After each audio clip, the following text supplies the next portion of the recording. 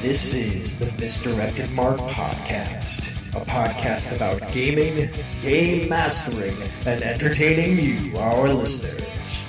We are explicit, you have been warned, and I'd like to thank Mike Willard for letting us use his music on our show. Now let's pick up those mics and get on with this thing. You know, I just realized something. We never pick up the mics because they're always in mic stands. It's a thing. I get yelled at if I actually touch this mic once we start recording. That's true. Then we have to put like our hands in our heads and stuff. But on this episode of the Misdirected Mark Podcast, we're going to talk about complexity in games, how one can judge what makes a game complex, and what complexity in games even means. My name is Chris. And I'm Phil. And I'm Old Man Logan. Old Man Logan. And Can Phil. we just call you Logan Can we just call you months, Logan? right, Yeah. when the movie comes out? No. Why not? Because I chose Old Man Logan for a reason. Because he's old. Because he's old. So's Logan. Yes, but they didn't call him Old Man Logan. That's true. That They movie still. yeah. That movie preview looks Besides, it's completely Fox, badass. and I'm boycotting Fox's inability to make really good movies like the MCU. Come on, that preview, I'm going to go spend money on it. Shut up. That preview looks good. It does. It looks really Yeah. good. I feel like if there's anybody in the world that should go see that movie, it's you, because it's kind of like you've taken on its namesake. Absolutely. I'll be there. I'm gonna go with him. Yeah, as you should. Yeah. You can be as Professor X. Not so much. I I mean, got he's- too much hair for Professor X. I mean, we man. could shave it. The fuck we're shaving this. No, thing. I'm shaving mine at 360. 360. Yeah, no, before, no. These locks. No way, man. Like, before that, we have to record a game of a single moment. yeah. I'm just saying. Seriously, no cutting, no balding. By the way, everybody, sorry that hasn't come out yet. Me and Phil have just been hellaciously busy with the holidays. Yeah, we haven't actually. I mean, I was gone a week, and then holiday week. And Yeah, we just all of actually this- What's going on? All this gone stuff going on. Yeah.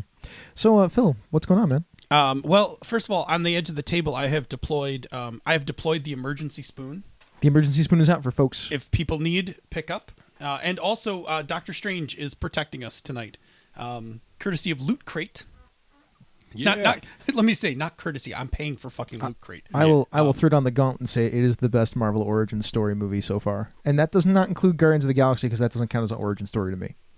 No, because it's like a team assembly one. Yeah. Yeah, And besides there's that, difference. that's just Space Avengers. That's just Space Avengers. Space Avengers. Um, Go watch that. Something trailers. what is it? Realistic. Honest Trailers. Honest trailers. Yeah, go Honest watch the honest trailers. Space Avengers. Space Avengers. I'm not going to debate you on that because I don't think you're wrong, but I think we should take that to the after show for further discussion. Sure, no problem. I enjoyed it. I got to see it. I'll tell you what I want now. I want a sling ring. Like I want to. You can buy one. Can you? 'Cause Yes, I want to make. they're for sale. I'm ready to make portals and shit. They are for sale. Yeah. You should be seeing that all the time on Facebook because it comes up every freaking day On my yours. stream. Yeah. Yeah. No. You know what happened? I looked at Loot Crate, and so now like all my Facebook ads are Loot Crate. I don't want a sling ring. I want to make a bond with Dormammu so I can just mess with reality. Did you not see what? Never mind. No spoilers. No spoilers. Dude, it's fine. Everybody's fine. Anyway. It's not how much you use it. Oh, somebody asked a good question in the chat room. Is Deadpool considered an origin story? Deadpool doesn't count because it's not a Marvel It's not a movie. Marvel movie. So if you're going MCU, I'm going to say your statement Yes, holds. That's MCU. tough. But if you say Marvel characters and you Yeah. allow Deadpool in, That's the best one, man. then Deadpool probably beats it. Yeah, that probably beats it. Yeah, because Deadpool was hilarious. Yeah, it's- Okay, that's a great question, by the way. That's actually one of my favorite superhero movies. Yes. Anyway, so yes, what did you do for Thanksgiving? I cooked a lot and was social for 4 days in a row. So we had people over on Wednesday to play games and drink. Yes. And then we went and did all the Thanksgiving stuff on Thursday. And we played games at the fire hall with Jen's family because one of Jen's cousin-in-laws is a huge board gamer and getting into the hobby. Like one of those, like you know how you get into it, you start getting into it, and you're like, you walk into a store and just buy a game. Oh yeah. On sight unseen, you have no idea how it plays. You just buy it. He's doing that. Like his wife was like, we don't have any more room for games, so he went and cleaned off a shelf.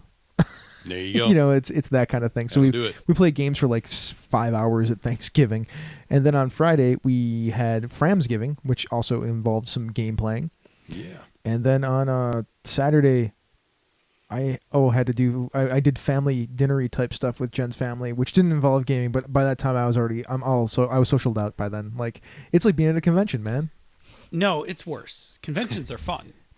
I had fun. Did you? I mean, come on. family stuff for me is not like going to a convention. Did you hear what I did? I played games, and I drank at most of them. Yes. Yes. I by the way, am done playing games. I've like not played games in so long that I no longer am a gamer actually. So You need to break your gamer Doesn't cherry count again, then. it doesn't count if you design games in the meantime. it's all over, man. You've been Sorry, designing games in the I don't meantime. play games anymore.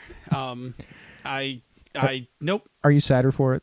I am sadder for it. I have no ongoing campaigns. I'm not playing in any one shots, and I'm not playing any board games right now. We're playing on Sunday, so I did not hear anything about that. somebody told me that we were playing on Sunday.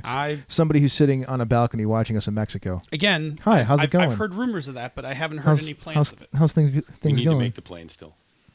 So yeah, I'm no longer a gamer. But you're reading a whole bunch of comic books. I am. We can talk about that in the After show. after show. Sure. Yeah. Anyway, I did what you call it. I did over Thanksgiving. So first of all, I cooked again my most kick-ass turkey. Your I Alton stand Brown. by that Alton Brown recipe. I will defend it to the end. Cooked by temperature. You know, I saw a great little clip on Twitter of Alton Brown because he tweets a lot. Yeah. And he's like, anything can be fixed for Thanksgiving dinner by taking it and dipping it into a pot of simmering chicken stock. Yeah. There you go. Including your relatives Yeah. Sure. that you don't like. Yeah, there you go. I did. I mean, I went to my parents' house, and that was pretty good. I designed a little Dungeon World thing on the drive down. See, still a gamer. No, game designer, not a gamer. Same thing. I think it's different. I did see Doctor Strange, hence our original discussion, and I got my loot crate for this month. Which is why Doctor Strange is on the table. Yeah. Hey, I'll throw this out to the chat room because I think anyone else who's listening to the recording won't get this fast enough. But if anyone's playing Elder Scrolls, let me know because one of the things in the loot crate was some in-game code. Like I got this Elder Scroll pin, Cool. but apparently it accesses some code. So if somebody's playing Elder Scroll in the chat room, I give you the code because I'm not playing. Again, because I'm not a gamer. Is the code around here somewhere? No, I gotta go. I So in the just go into my after show- account and I can. Oh, get okay. It. All right. But yeah, I'm not. Since I'm not a gamer, I'm not playing that either. No, you're not a gamer, huh? No. I lost it. Somewhere I was a gamer once, and then you stopped running Dungeon World, and like my life basically ended. So Really? Was that the only thing you were really playing? I mean, aren't you about to start running Hydro Hackers? I mean, that's in theory. I'm supposed to be running Hydra Hackers. I mean, not this weekend, but next weekend. I don't know what I'm doing yet. Oh, okay. You should get on that. I should. You I literally. I'm need to pick up your gamer cred. It's important to the rest of us. just saying. Like literally no game. Phil, I will drag you back into the gamer light. I mean, they don't call me the light for nothing sometimes. I will make you see the light of dice. Yeah, I mean, I will You're harshing my fill up. buzz, man. I will fill up a bathtub with dice and make you submerge yourself you inside guys of are them. good I will gamers. baptize you with dice if I have Yeah, to. I mean, you guys are good gamers. What does Don't worry everybody about think? me. Everybody out there in listener land, should we do the Phil Vecchione dice baptism? That's a thing. That should be a thing. There you go. For a paltry $360 on our Patreon, we will baptize Phil We got to do Vecchione a in couple of dice. the 240 I'm things. just Although kidding. I have done one of my 240 things. You did already. do one of your 240 things. But see, the other one involves playing a game. So Yeah, I know. So we have to play a game. apparently, we're gonna have to play a game. All right. Tell you what else we're going to do. Bob, Bob, what's up with you? We're going long. Are we? It's, we're gonna go. it's not even been 10 minutes yet. I know. This show is complex. I know. It's gonna go long. It's gonna It's gonna go got long. many moving parts. We're gonna What's talk going on with about. me? We're gonna talk about why complexity and latency, and or latency. slowness There you as- go. Yeah. Two different things. That's a are thing. two different things. I'm a daywalker. Woo! Welcome back to the sunshine. And also, when you yell like that, you ping the mic. Yeah, well, you know, Just letting you know. I have to do things to disturb you every once in I a while. apologize, everybody who's listening to that, who just got their earbuds blown out. I'm sorry. You should be. I'm happy to be a daywalker. I'm happy for you, Let me man. have my joy. You can have your joy. Don't just be a joy sucker. just use your joy by pointing your head away from the microphone and yelling. Woo. It's sort of like this, okay? That's all I'm saying. So there was Thanksgiving. There was Thanksgiving. First time in probably 10 years or more that I actually had Thanksgiving dinner with my family. Ooh, interesting. Because my parents have been going to visit friends, or we were going somewhere else, or there was always something, and my family wasn't together for Thanksgiving. And we weren't really, we didn't really care, I mean, it was like, whatever, it's just a meal. Mhm. you know. But it was nice because it was the first time in a long time. And then I had Friendsgiving with you, which was very nice. And I love Friendsgiving. Yeah, It's a one good of my time. favorite holidays. A lot of good people. And of course, the singing of the Canadian national anthem. The singing of the because Canadian you have national to. anthem is a Friendsgiving tradition. I actually have it recorded. I will probably post it at some point. There you go. So woo. Woo! Maybe I'll do it while we're recording, or in the after show. I'll do it because it's on my phone. So there you go. So at the moment, I'm pretty good on spoons. Can I say I had this drink at my grandmother's house that my cousin made called a Moscow Cranberry Mule. Love Moscow mules, man. Man, except with rum instead of vodka. It's fine. It Did you was- have with ginger beer? Ginger beer. Oh, yeah. And cranberries. Yeah. So because So it's a first cranberry of all, Moscow. ginger beer and rum is a dark and stormy. So I had a dark and stormy, but it was with cranberries. That's okay. I mean, slightly flavored. Well, let me be specific. A dark and stormy is with a particular type of rum. Mhm. Gosling's dark rum. No, I didn't have that then. So it's like a dark and stormy. But yeah, I'm with you. I mean, first of all, I like ginger beer. So I like Moscow mules pretty much across the board. Yeah, it was interesting. Although you can't drink them because they have vodka in them, and you don't drink vodka. I do sometimes. I went to Lock House downtown Yeah. and had their Moscow Mule with their in-house vodka Mhm. and a microbrew ginger beer. Yeah. Fantastic. What's the Lock House? You've never been to Lock House? Nope. Down by the arena. It's a Never been there. It's a distillery. Mhm. So they make their own spirits right on site. That's interesting. Oh, Chris, we're gonna go do that. Hey, you know who I'm talking to. Put it on the list. Yeah, we'll do that. That's good. I did that for lunch one day. Hmm. Okay. Anyway, yeah, good stuff. Yeah. So we no, good? I like that. I think we're good. Oh, I had a drink. Yeah, what'd you have? I had it was called Celtic Honey. It was a mix of Irish whiskey and like honey liqueur or something. Mhm. I mean, it was in a bottle. It wasn't like a mixed drink. You think like it's gonna bite, But it doesn't. and then you know how like sometimes like fire is like a little sweet, like Yeah. or a little too sweet. This thing wasn't either thing. It was Like, just smooth on the back, right? it was completely smooth without being like super sugary. I've noticed that a lot of drinks that have honey in them end up finishing that way. Yeah, I could have drank a shit ton of this. Like, I mean, thank God I didn't, because it was the kind of thing where like I had the first sip and I was like, we could move from these small Scotch glasses like to the tumbler. Like, I could have just put some of this down, but I didn't. But anyway, it was good. It was interesting and good. What I cooked my first 2 turkeys ever. Yeah, we should compare turkey recipes when we No, get to yeah, we'll do it later. But my turkey recipe isn't exactly complex. It's very simple. I know, but it's okay. I mean, well, mine is actually complex, which is fitting for tonight's theme. Yeah, it's true. And on that, do you want to go to the garage and talk about complexity? I do. In fact, we're going to do that right now. It's amazing. Let's just Access granted. Well, as we mix things up, as we just like mix our shows completely and totally. Yeah. You're gonna crack the space-time continuum. We've already cracked it. The It's- pod- It's, I mean, The we podcast continuum. look, man. We are in the house misdirected of Mark, which means that we are in a planar nexus. Anything could happen. But you know what? You know what is different? This show runs in linear podcast time. oh, it has to because it's live. Yeah. It unlike other shows I'm on, which run in non-linear podcast time. This is actually linear podcast. That's true. And we're in the garage to chat about complexity in games, which isn't a specific mechanic, but about how the number of mechanics, how they combine, and what is actually missing contribute to the complexity of a game. Because I often find that things that are missing from games actually make them more complex. Yeah. Can I tell you something? It's kind of dusty in here. We haven't done a garage in a while. No, we haven't. It's been a while. We've done a lot of workshops. Workshops gotten a lot of use. Which it's weird because it's dusty because it's your job to take care of this place. Yeah, it's just that we've been trending towards a lot of advice stuff and not so much mechanic stuff. That's so this is true. kind of nice. It is kind of nice. We'll clean this place up while we're talking. So Complexity, my friend. I think a lot of people get complexity mixed up with other things because they're not sure exactly what it means to be complex in a game, which is why I brought this up. I And feel like if you could define it. I'm going to define at least what complexity means, and then we can talk about what makes an RPG complex. Okay. So the word complexity means these 3 things. It's composed of many interconnected parts, compound, composite, a complex highway of systems. It is 2, characterized by a very complicated or involved arrangement of parts, such as complex machinery, or it's so complicated or intricate as to be hard to understand or deal with, such as a complex problem. So, Phil, giving that definition to you, what does that mean for RPGs? Like, what makes an RPG complex in that case?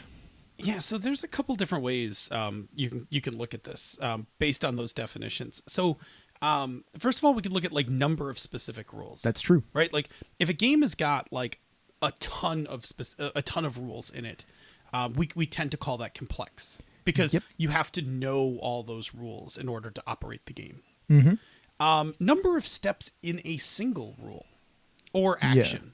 Like I'm going to say rule or action, but if you have to do a bunch of stuff, like, and let's just take like the easiest example, attack resolution. Mm-hmm. So if your attack resolution requires like 6 individual steps, we consider that to be complex. That was the problem with Grapple in 3.5.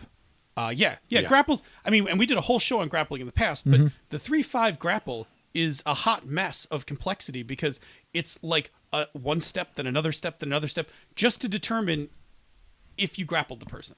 Yeah. Can I say a thing about that number of specific rules thing real quick? Oh, yeah, go ahead. I think that in that in general, like just that little subsection, the number of specific rules, it only creates complexity if and when they start interacting with each other, because then you have to understand how those rules all interact together.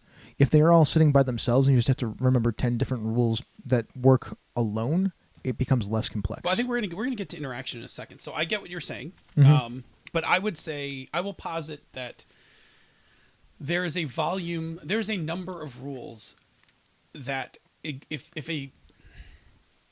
there's a critical mass of rules that occur that even if they don't interact much, but if you have to know all of them, it's complex. Is it complex or is it just hard to remember it? All right, that's fair. I think it's the latter. I'm with you. Okay. I'm with you. I know where you're going with that. Yeah. I think a number of specific rules matters a lot when they start interacting with each other, which is what most games do. Yes. Well, I mean, I think it's hard to not interact, right? Like, yeah.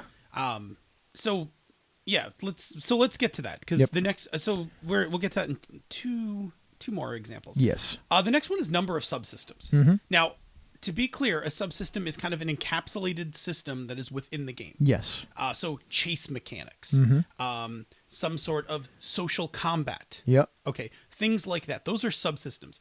The more of those that exist in a game, and then we'll get to interaction. The more of those that exist in the game, the more potential of this game being complex. So Swords Without Master is a good example of that then, because every single part of that, every single type of scene that happens in that game is a subsystem. Yes. Although I think the complexity of that game, so the complexity of the game is in part because of the subsystem. The other complexity of that is the number of steps in a rule. That's true. Because each one of those scene types has very specific steps, and you must follow them. In fact, it's actually procedurally rigorous. It is. I'm going to use rigorous, not complex. It's procedurally rigorous because you must follow the order Yeah. in which things are done. It doesn't have a lot of steps to that. It's just you have to do them in that order every time. There's a decent number of steps. I mean, so to me, anywhere between 3 and 5 steps isn't too bad. oh, well, then that's different. Yeah. 2 steps is all right. So that to me, for me personally, that's Okay. where you get to the complex. I think 3 to 4 is the borderline for most people. So we'll actually when we get to the end of this segment, we'll talk a little bit about our personal feelings on complexity. Yeah, yeah. All right. All right. So now let's get to the one that you talked about, which I think is really the crux of this discussion. I think so too. Is interaction of different rules when performing an action. Yeah, when you try to do something, how many of those subsystems or specific rules have to be accessed in order to do the thing that you want to do? So let me give you, I think, the best example of this. D&D, any edition. Sure. I'm a mage. On my turn, I'm going to run, jump across a pit, and then when I get to the other side, I'm going to cast a spell. Mm-hmm. Okay? I'm in the middle of the combat subsystem. I'm going to use a skill, jump, which is its own rule package, and then I'm going to cast a spell, which is another subsystem. Yeah. That's complex. For the purposes of your example, yes. Yeah. I mean, that is the interaction of 3 different systems in one player's turn. More than that, because you're so what you're doing is you're accessing your turn economy. Yep. So then you're accessing the movement rules. Uh-huh. Then you're accessing the rules for what it is to jump across a pit, which and is the skill check. But that's not a skill check anymore in 5th edition. You just jump as far as your strength. Oh well, then like third edition, because third edition you had a roll. Yes, so that's a better example. That's why you said any edition. I'm like, that's not going to be a good example, but I know what you're going for. And then you cast a spell, which depending on the spell could be more or less. Even then, it's not that bad. Like then, if you cast Time Stop, then things get crazy. Yeah. Because not that you're jumping across the pit casting Time Stop anyway, because you'd be flying, but you cast Time Stop, then you get an extra 1d4 plus 1 actions. Yeah. Okay. So That absolutely. has certain requirements. So the more of those things that intertwine in the course of play, the more complex this becomes. That is true. Okay. So really, let me say this. If we're looking at this from a bottom up, the number of specific rules. Put your heads on your head. No, I'm sorry. The number of specific rules, the number of steps in a rule, and the number of subsystems are like the bottom. And then they're contributing factors. The interaction of them is probably the most important. I would agree with that completely. Okay. So you have to have those bottom three, because the more of those you have, the more varied types of interactions you can have, which then raises the complexity level. Well, we had a very interesting discussion about the next thing that you're going to talk about, which matters too to this. So here's the next one. Setting Yes. details. Setting details can be complex, although I will say that this is the rarest of all of them. It can be. So it depends on what kind of game you're playing, right? Yeah. Because if you're playing a game that is about narrative constraint, then setting matters a lot. Because the narrative constraint guides what you can and can't do in the game. Yes. And I mean, our example when we were talking about this pre-show was L5R. Yeah, because if you don't understand the sociological norms of the setting, then you can make mistakes at a turn. You can't actually make choices that are meaningful, or you make choices that actually are counter to what the game is intending you to do. Make sense? Absolutely. You're typing in the chat room and not really listening to me. I mean, you were sort of half listening to me. No, I was with you. I'm sorry. Avi was asking if we're going to talk about is Fate complex, and I was just going to say we're going to get there. we're going to get there. Yeah. There you go.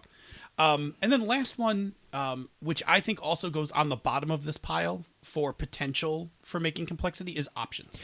Yeah, that options thing, I thought about that. Like, because you have a giant feat list, is that complex?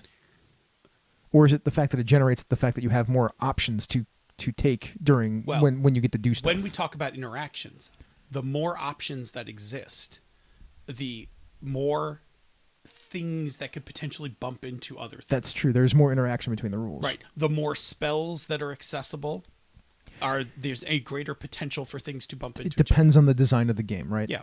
Like it depends on how things interact. Design is going to have a huge part of this. So options can be a factor depending on how things are either well designed or clumsily designed. Yes. Because if you let everything cross over, it can be a mess. Giant and messy. Yeah. Yeah. So imagine again, number of rules, steps in a rule, subsystems, and options. All of those are kind of swirling around. Which options are technically specific rules. Yeah. They Or are. things to modify rules. They are. I mean, because a feat is a rule package. Yeah. Yeah. Anyway, all of those character things, classes are rule packages. Exactly. Yeah. All of those things swirling around have the potential of interacting and colliding with each other. They do, in fact. And it's those collisions that complexity arises. Yeah, absolutely. Okay. So are we moving on to the pros for complexity? No, I mean, let's just say that. we're not let's just then. clarify a few things. Sure.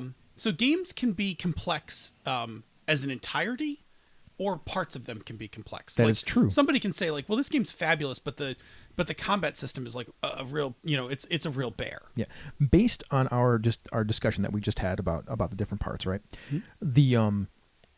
The skills that are used in Gumshoe, not the investigative skills, the other skills, the Yes. general skills, the general abilities, are dirt simple to use.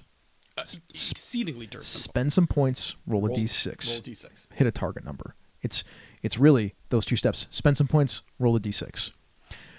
The thriller chase mechanics in Night's Black Agents are much more complex than that because there's a blind bidding system. Yes. So you actually have to spend points on a card that you put face down, reveal, and then access the board to see if you have moved. Then you roll dice. Then you see if you have moved farther or somebody else has caught up to you.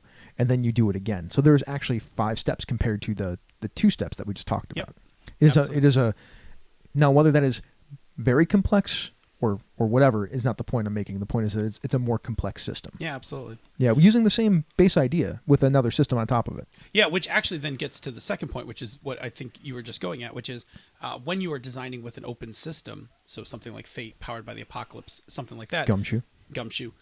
You can make that game more complex based on what you add, subtract, or modify. That is true. Yeah. Or simpler. For instance, Fate Accelerated and Skillless Fate, in my opinion, is actually a simpler game Yeah. than Fate Core. Fear itself is a simpler Gumshoe game than Night's Black Agents. Mm-hmm. Hydro Hackers is a more complex Powered by the Apocalypse game than Apocalypse World or Dungeon World. It's true. Yeah.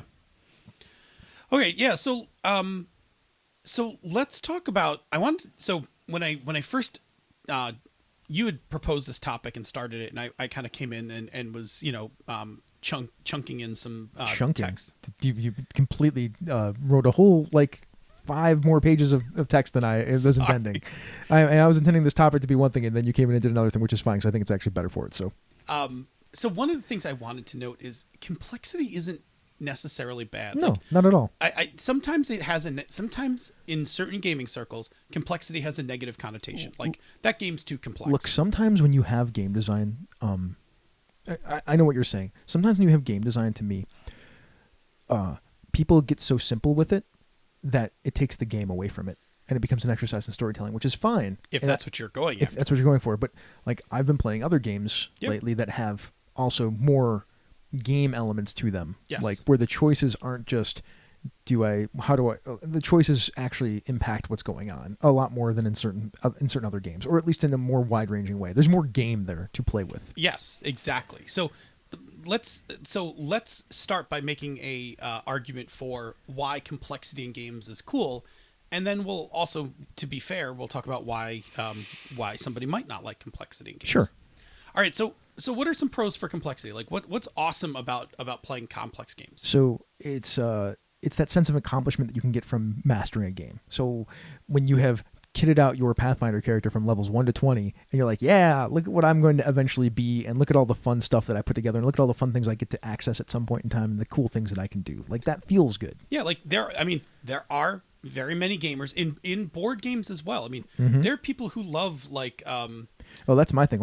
I like playing Puerto Rico because, one, it's fun to play that game. I like the thing that you do right. in the game, but also I'm pretty good at it now. I've played it so many times that I'm pretty good at it. I like games that have engine builds, Mm-hmm. like where you build an engine. Splendor's a perfect simple game. Splendor's the simple version of that. Yeah. Manhattan Project Mm-hmm. is like, I'm not very good at Manhattan Project, but I love that game because there's a lot of shit going on in that game. Things like Caverna and Agricola are a little bit of an engine building game, although Phil's never played those. I have. Terra Mystica. I haven't played Terra Mystica. I haven't either, but it sounds pretty complex. Power Grid. Power Grid, yes. Yeah. It's in a lot of ways. It's spreadsheety. Yeah. I love Power Grid. I would Right. play Power Grid right now. In fact, I've actually never played it. Katie Malik has it, and we play it sometime. Tangent from Katie, for those Yeah. folks who don't know. So yes, sense of accomplishment. I think people like it because you're right. People like to master stuff. So what's another thing? So some people like rules. Some people do. Now, I know I do. I will say this. It's funny that, and we'll talk about this at the end, my preference in role-playing games is not very complex, Mm-hmm. but in board games, I like it a lot more. Like, for instance, I love Pandemic, which I don't think is super complex, but I like what the rules do. Yeah. Right? The rules simulate that outbreak. So I love that game because of that simulation feel. Well, that game is really elegant too. Yeah. Well, And by elegant, we could do a whole topic on what it means to be elegant in design. yeah. But so I like rules. By the especially way, in board games. when you have a game that provides a lot of ways to, because I'm going to talk about it right now since I just mentioned it, a lot of ways to play the game with very few rules, but they interact in a lot of different ways. Yeah. That is elegant design, in my opinion. That is me armchairing it, not doing a lot of research on it like we usually do. So enjoyment of rules and systems, that's what you're talking about, right? Yeah. Yep. Is there anything else you want to say about that before we move on? No, I think that's good. All right, less ambiguous. So people like having rules for everything because it allows them to play the game and not have to worry about somebody ruling over them. So in role-playing games, that happens a lot because of the game master, that whole rule zero thing. Yeah. Yeah. Now, I'll take the counterpoint to this. It has been my experience, and other people can tell me I'm wrong, but it's been my experience that games that have rules that cover everything tend to have more rule arguments when something comes up that there isn't a rule for. Yeah. Whereas, like compare 3rd edition D&D, which is very, lots of rules, to basic, which you're playing, where it's more rulings. Sort of. Okay. It's actually really dice. I mean, it's really dice dependent, and because we're playing basic expert, right? Yeah. Like, we don't roll the dice a lot of times. Yeah. So we don't know what's going to happen. Right. Like, we try to do a thing because we have a skill set, and then we don't know if we succeeded or failed. We just know what the dungeon master tells us. Yeah. And then we proceed upon that information because we assume that we did what we were trying to do well. Exactly. Like, there's actually a game there, right? Listen, I cut all my teeth on that Yeah, game. and that those rules for that game do a thing really well, actually. Yes, it Strangely does. enough, I'm very surprised at how well that game plays. I thought I'd hate it, but I like games. Oh, I'm surprised. I didn't know you would think you would hate it. No. Playing old school D&D, like Yeah. for like Yeah. basic expert, like I thought I'd dislike it, but like the turn system, how that works, the how torches work, Yeah. and light sources, how you have to rest every five turns, every 50 minutes for 10 minutes. Yeah. How the wandering monsters can really mess you up Oh yeah. because it's a push your luck game. Yeah. Yeah. All right. So I mean, there is an argument to be said that games that have lots of rules may be less ambiguous, and I don't think we have to argue over that point. No. It's fine. I would say BX isn't exactly a complex game either. Like, it's a pretty simple game. No, BX is pretty simple. I mean, it's not. I wouldn't. Maybe I would. called basic. Yeah. I mean, it's got the expert stuff though too.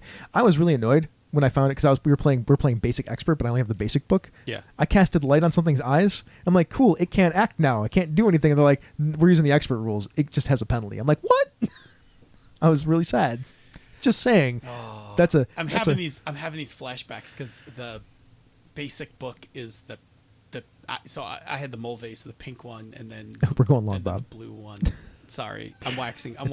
I did it too. Nostalgic. here. Yeah, no problem. Hey, what's the last pro? Oh, for complexity? power gaming. So if you like to go with that sense of accomplishment and that rules mastery thing, like this allows you to create those killer combos and builds in games that you like. Yeah, and that's a little bit beyond sense of accomplishment. Sense of accomplishment is like, hey, I can totally play this game efficiently and have a good time. Power gaming is specifically like, look, I have made, Tankar the Destroyer kind of, Hey man, my character in your Knights Black Agents game was a sniper with an MOS of sniping, and whenever I could take the opportunity, I headshot something and used my MOS and totally. did 12 points of damage to it. Okay, so complexity, a lot of pluses. There's reasons to it. Why do people sometimes not like complexity in games? Because it takes a really long time to learn those kinds of games sometimes. Like Knights It does. Black Agents, I love it, but it's a big, thick book, and it's got a lot of moving parts. And time to learn is really two phases. There's time to read the game. Okay, so that's one time, and then there's essentially number of plays until you are comfortable enough to run the game fluidly. Yes. And then even past that, there's some number of games it takes in order to be competent in the system. Some number of games past that to have mastered the system. That's true. So, if you are crunched for time, for instance, you have a couple kids and a job and a second job kind of thing, and you record a couple podcasts. Are we talking about you? Could be. Are we talking about you, Phil? Could I feel like be. we're talking about you. Time to learn a game is a big deal. Yes. Like I want to learn a game, but if that game is like 300 pages, I'm less interested in learning that game. I have a question. Yes, please. How long is Unbound, Unbound is page count wise? And is it digest size or 8.5 by 11? It's digest. Okay. It's digest, and maybe it's like 180, 200 pages. 'Cause- I don't think it's that long. Because that is a story arc game Yeah. to play story arcs, which is really cool. And I was curious because I wonder how. I'm sorry, Unbound. I thought you were saying Undying. No, Unbound. I don't know because I haven't seen the print book yet. Well, what's the PDF that's in there now at? You talk for a second. I'll take a look. Sure, thank you. Well, time to learn. We were talking about that. The next thing is a speed of play. So at times, and we believe this is a correlation not corroboration or whatever the term is for it, that complex games can feel slower because you have lots of moving parts and they don't always play very quickly. So if you like games that move around the table fast or that you can get things accomplished in a relatively expedient way, then that can be a problem for the game. Another one is that complex games are harder to play with one shots. I mean, Bob, you ever try to play a one shot in a game that was had a 300-page core book that you never read? No. No? Why not? Oh wait, I did. What game was it?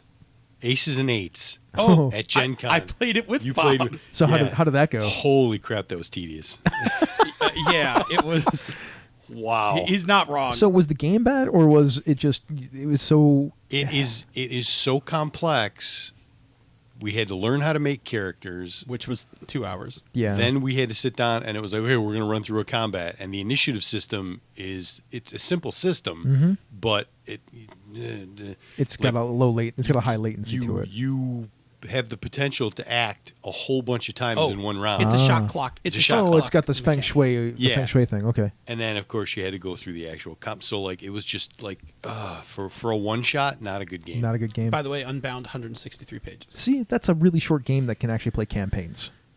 Yeah. And again, we had a whole episode where we talked about campaign length. Yep. Yeah. So as not to tread over that because it is arc. Yeah. Sorry, to play story arcs, but you can play multiple arcs with that game. Of course. So I mean, it's a short lift to play campaigns. Yeah, absolutely. Yeah. So I mean, time to learn, speed to play, one shots, absolutely. One shot. I mean, one shots is a big deal. I will go and play a one shot of a game that I have mastered that is complex, because then it's not about learning the game. I tried to play it at Gen Con a few years ago. I did and thankfully I did a 2-hour game, not a 4. I did a Shadowrun 4th edition game. And we did there is a classic adventure in all of the Shadowrun books. It is a shootout in essentially a 7-Eleven, a snack hut. Yeah. That took over 2 hours using pre-gens. Wow. And we didn't actually kill everyone in the... Wow. It's a complex game. Yeah. But having played it in that one shot, I was like, okay, if 2 hours can be spent having a fight in the 7-Eleven, this probably isn't my kind of game. Probably not your kind of game. Although Shadowrun Anarchy might be. Oh, Shadowrun Anarchy is probably very much my kind of game. Yeah. Okay. Yeah. What's the other reason for why complexity might suck? Feeling penned in. So games with complex systems can sometimes make doing certain things impossible or feel like doing them is impossible. Yeah, I mean, narrative dramatic combat versus heavily ruled combat. Yeah. I'll give you my example. This is interesting that you put this in here because I didn't really catch this one, and I feel like this is a problem of design rather than a problem of complexity. I think you're right. First of all, I'll stick with my second example, which was grappling. Sure. Because grappling, because I'm gonna tackle that guy. Nobody wants to grapple. Right. I'm gonna tackle that guy in a D20 game. Break out the grappling rules. Just sucks. Yeah. The other one, which I feel penned in, and I think you're right, because I don't know necessarily. It's kind of a complexity thing. It is a design problem for sure. Is playing a Jedi in D20 Star Wars blows. I'm just gonna put that right on the table. Until you hit blows. level 10 or 11. Whatever. Look, man. Episode 1, Obi-Wan Kenobi. What is he, third level Jedi? No, he's 5 or 6. Okay. I mean, he's about to be a Jedi Master, which I think that makes Jedi him Knight. Jedi Knight, which makes him, I think, 7. All right, give him 5 or 6. That guy parries every fucking blaster bolt that comes at him. Hundreds in the first couple scenes of the thing. I played a D20 Jedi. That is not what happens in that game. He's also exceptional? Do you not think I rolled exceptional for my character? No, he is exceptional. Yeah. I don't think he's actually a representative of a level 6 or 7 Jedi. I think he's more, even at that point, representative of a level 8 or 9 Jedi. I'm just saying. Before he gets that, because even a level 8 or 9 Jedi in that game, you're not deflecting 100 blaster shots in one combat. He's also standing next to Qui-Gon. I get what you're saying. I'm just saying. Because in Attack of the Clones, a whole bunch of Jedi get murdered. Yeah, they're for fodder. Jedi. Yeah. Yeah, but still, that's what I'm saying, Okay. right? Like, Anyway, that may just be my own soapbox regarding D20 Star Wars. so because to me, the D20 Jedi is the quadratic wizard, right? Yes. That's, I mean, sorry, man. Like, that's Yeah. just how that goes. As they get higher level, they become more and more badass, and everybody else becomes suckier. I mean, that actually happened to Garrett Crow in his Saga game, because he didn't know how to design for Jedi once they got to like in that level 14, 15. Oh, yeah? because they were just too powerful. Yeah. Well, you got to order 66 that shit. Yeah, pretty much. All right. All right. So there might be some reasons why people don't like complexity. True. Like, True facts. You know, you don't want to be crushed under rules for solving, like for doing stuff, or there's rules that actually hinder you from doing shit. It's very true. Okay. So complexity is a design consideration. Complexity is a design consideration. Yeah. So- Yeah. Sure. let's I'll talk go with about that. this. I don't think it is. I think it ends up being that because you want to produce a certain effect. I But think- I have a design biased. I think as a designer, you can set a point, and I think that's exactly what we're going to talk about. You can set an initial point. Where you wind up may not be where you intended to go. Mhm. Is that fair? Sure. Okay. So I would say as a designer, you start by making a conscious decision of complexity. I mean, there are designers who want to design complex games. That is true. I'm not one of them, but they exist. I don't understand why. I can't help you because I also am like, But I said I have a design bias because I'm designing to what I'm trying to accomplish. yeah. So I'm with you, but I have seen designers. And I have seen products where people are like, I made a thing and it's super crunchy and I love it. So the only reason I can see to do that before we get into this is because your goal is to provide rules or subsystems for everything. Yes. Because Burning Wheel is super complex. Yeah. And it's got pieces for all the stuff that game wants to do. Absolutely. I mean, I've seen people design games where it's like, my airship combat rules are the most realistic airship combat rules ever, accounting for wind drift and, whatever per Well, turn. Sure. Okay. Here, I got you. Here's why you have to design a set of, in some cases, because I haven't really played Star Wars World yet. Star Wars, the IP, you have to design a whole lot of different things to make that setting feel a thing. So designing for IPs can be tricky that way. Yep. Like, you have to have starship combat. You have to have capital ship combat at some point in there, probably, in fact, because that's part of the game, right? Absolutely. Like, you have to have that individual. You have to have melee fighting because people have laser swords and cortosis armor and things like and shock staffs. And this is where You have to have- this is where Fantasy Flight outsmarted Wizards. Why is that? Well, because Wizards in their D20 was like, we got to do all of those things right now, and jammed them all into one book. And Fantasy Flight was like, no, we're gonna slice this universe into chunks Yeah. and control what we have to design. I mean, you know that they use the splat book methodology too. Oh, yeah, they use this- they put out Star Wars splat books all the time. Right, but like for instance, you don't get the full Jedi experience unless you play that rule set. In Force and Destiny, yeah. Right. So if you're playing the Rebellion one, Age of Rebellion. right? Like there's Jedi, but Yeah, sort of, kind of. well, they're like the classic D6 Star Wars Jedi. Like they're tamped down. Yeah.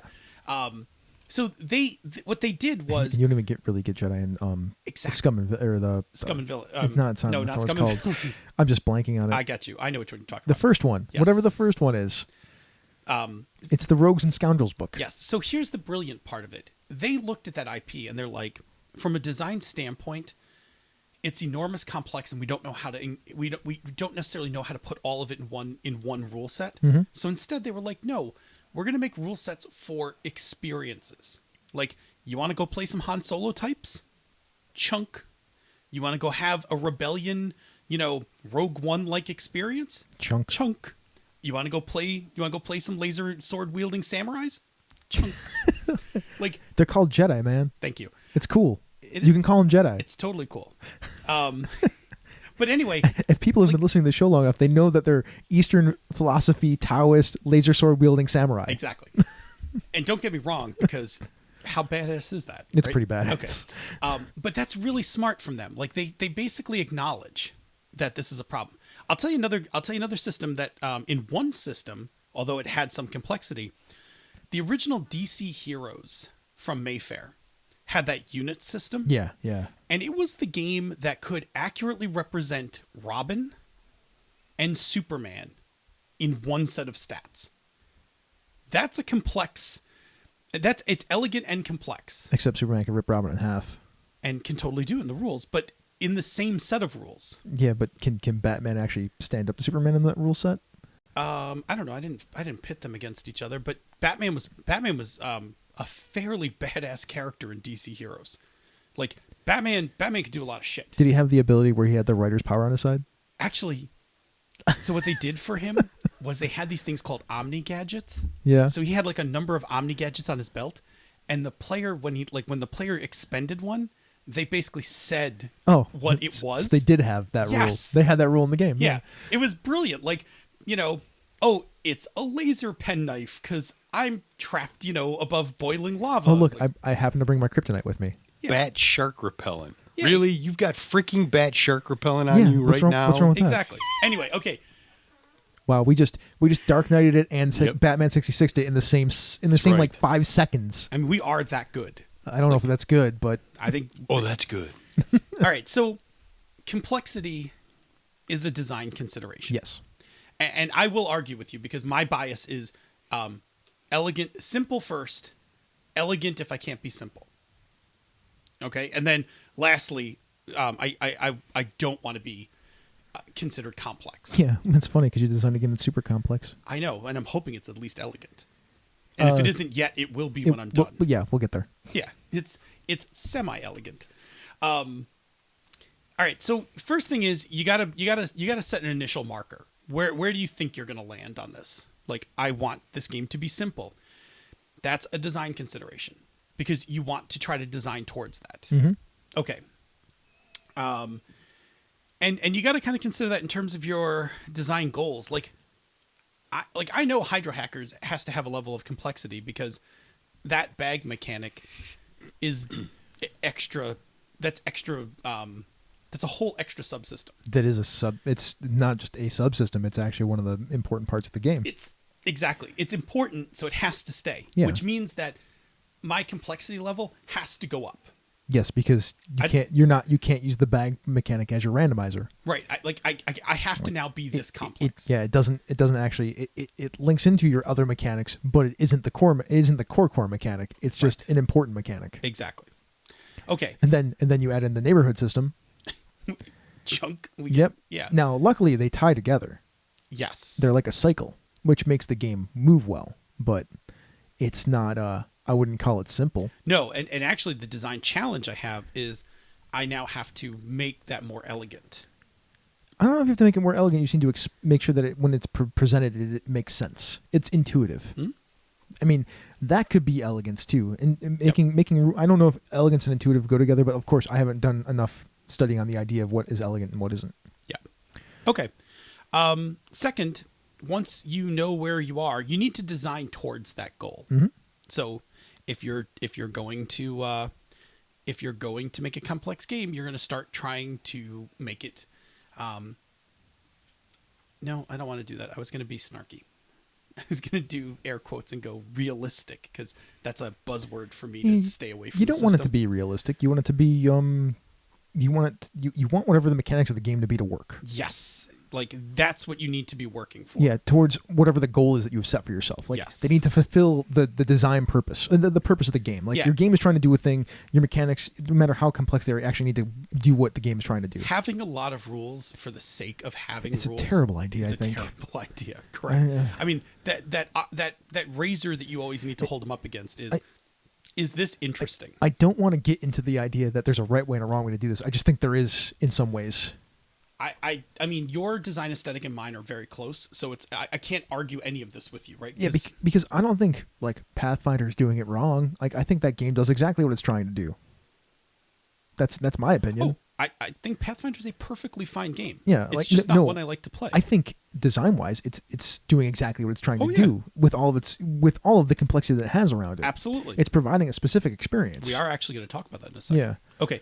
All right. So lastly, you need to let your design take you to the final space. Like you can say that you're making a game that's simple, But the more that you design it, play test it, refine it, if your game winds up being, moderately complex, because that's what achieves the design goals, that's okay.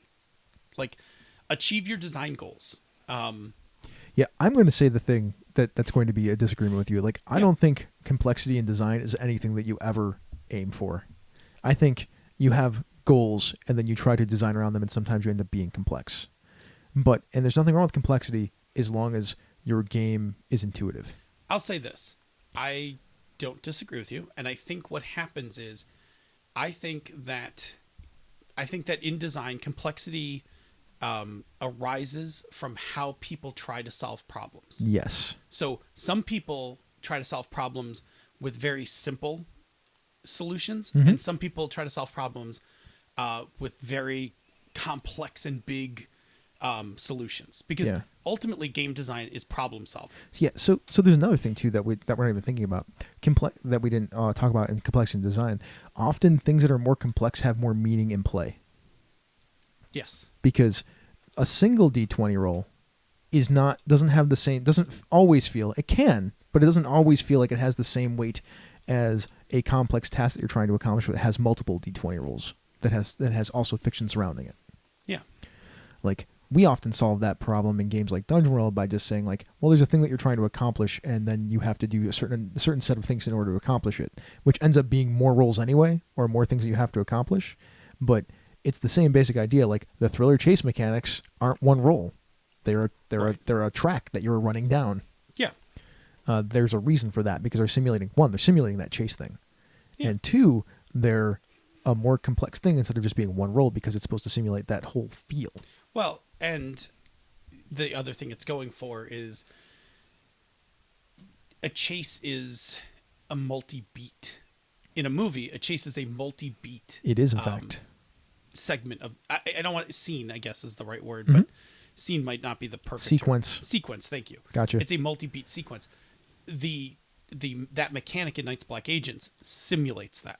It's multi-beat. In Fate, the there's 3 different subsystems. There's complex, contests, and challenges. Yes. And they all have multi-step things to them, because they are supposed to simulate that larger sequence of events. And ironically, or not, they are in increasing complexity. They are. Because the what is it? Challenge. I always get the challenge and contest confused. Challenge is the first one where you just make 3 skill checks and narrate what happens. Yeah. Contest is when 2 people are racing for a thing. Yes. And then competing for a thing. And then the last one is the fight. Yeah. So if you read those in the book, they're increasingly complex. And that's okay.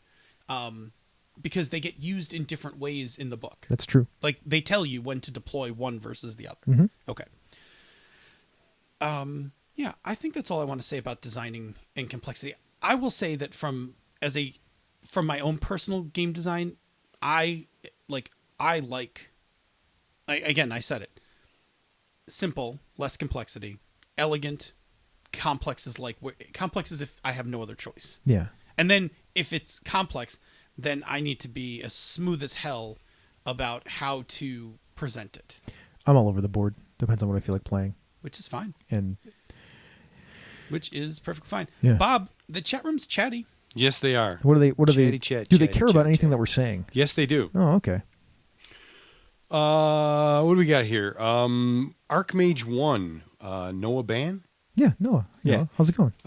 He said earlier, when it's harder to execute the game rule than the action would be in real life, it's complex. Yes. Which is true. That's a great definition. Tom Flanagan, do you separate complex character creation and gameplay? Yes. Which I believe we did talk about that. A game can have a part, like character generation in Palladium is excruciating. A character generation in Traveler is an involved process. Yes, but that's actually fun. In Palladium, it's just excruciating. Sure, I mean, but we're not talking about excruciating. No, that's fine. We're talking about complexity, right? Like, yeah. Rob Abrazato made a comment that maybe the core resolution mechanic for GURPS is simple, but I feel like anything that happens besides that is complex. Yes, there was a big discussion about GURPS. It's 3D6 rollover, right? Plus a plus a number or something. Roll under, roll over. Roll I over. can't It's one of remember. those But things. it is fairly simple. And then Yeah. like you get into something like combat, and it goes like Yeah. Avi made a comment that it had been a while since playing a complex game, as he was playing a lot of Powered by the Apocalypse. One thing he's enjoying about Burning Wheel is the complexity of the game elements, which it's absolutely valid. Yeah, Some absolutely. people like the complexity in that fashion. Like I said, BX is a very different experience for me and fun Absolutely, yeah.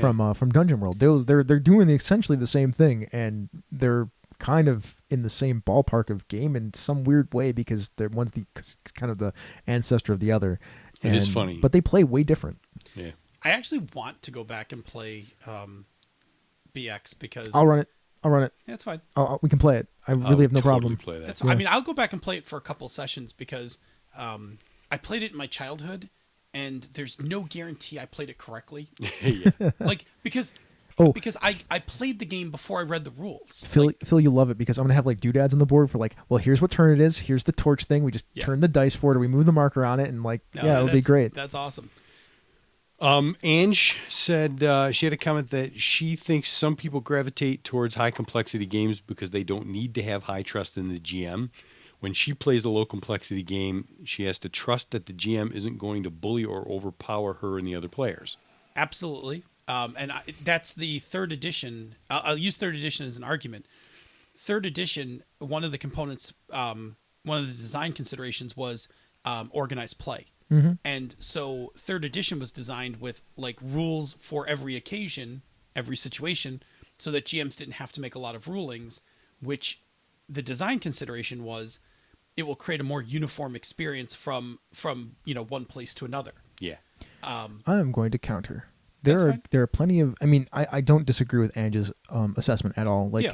that is the standard thing from way back, going up till probably the more recent, like the last 5, 6, 7 years. There are so many now games that are light that define who has narrative control of what when, that it's not really, and what actually statuses and things you can possibly take, that doesn't exist anymore in those games. No, I'm with you, and There's light games that do that. let me say this. I'm with you. I'm with you. I understand what you're saying, and I'm with Ange because my childhood, growing up playing Basic and Yeah. everything else, the GM had a lot of power, and when you're playing with adults and experienced game masters and stuff like that, that is not a problem, seamless and comfortable. When you are playing with a bunch of 11-year-olds, that lack of It rule gets structure it gets bad. is a problem. And so seeing that pendulum swing the other way when you get to third edition where there's like fucking rules for everything, it's easy to see like kind of where that path came from, where I remember as a kid, like we fought constantly over rules in first and second edition, where you wouldn't have fought over those in third because somebody wrote a rule down for that. You see, Powered by the Apocalypse is often a swing back the other way because the game master or the MC can like screw you pretty hard. Yeah, well, and But- I think the thing for yes, except that, and we can reference our own show for this. The agendas and principles Yeah. are the safeguards to Still- filter the moves. Still, everybody was playing Dungeon World actually not properly for a while because Oh, yeah. all that people were doing was dealing damage. Oh, and yeah. You'll just murder somebody when you do that. Absolutely. Like, listen, you can play Dungeon World wrong, and it's a terrible experience. Yeah, we said that you can play that game wrong. Yeah, like you- there's a way to play it wrong. You actually can play a Powered by the Apocalypse game wrong by ignoring the agendas and principles. Yeah. But a game like Siron has very specific markers for what happens, like who has narrative control over things, and it's really hard with a light game like that for even the game master to screw the party. Yes.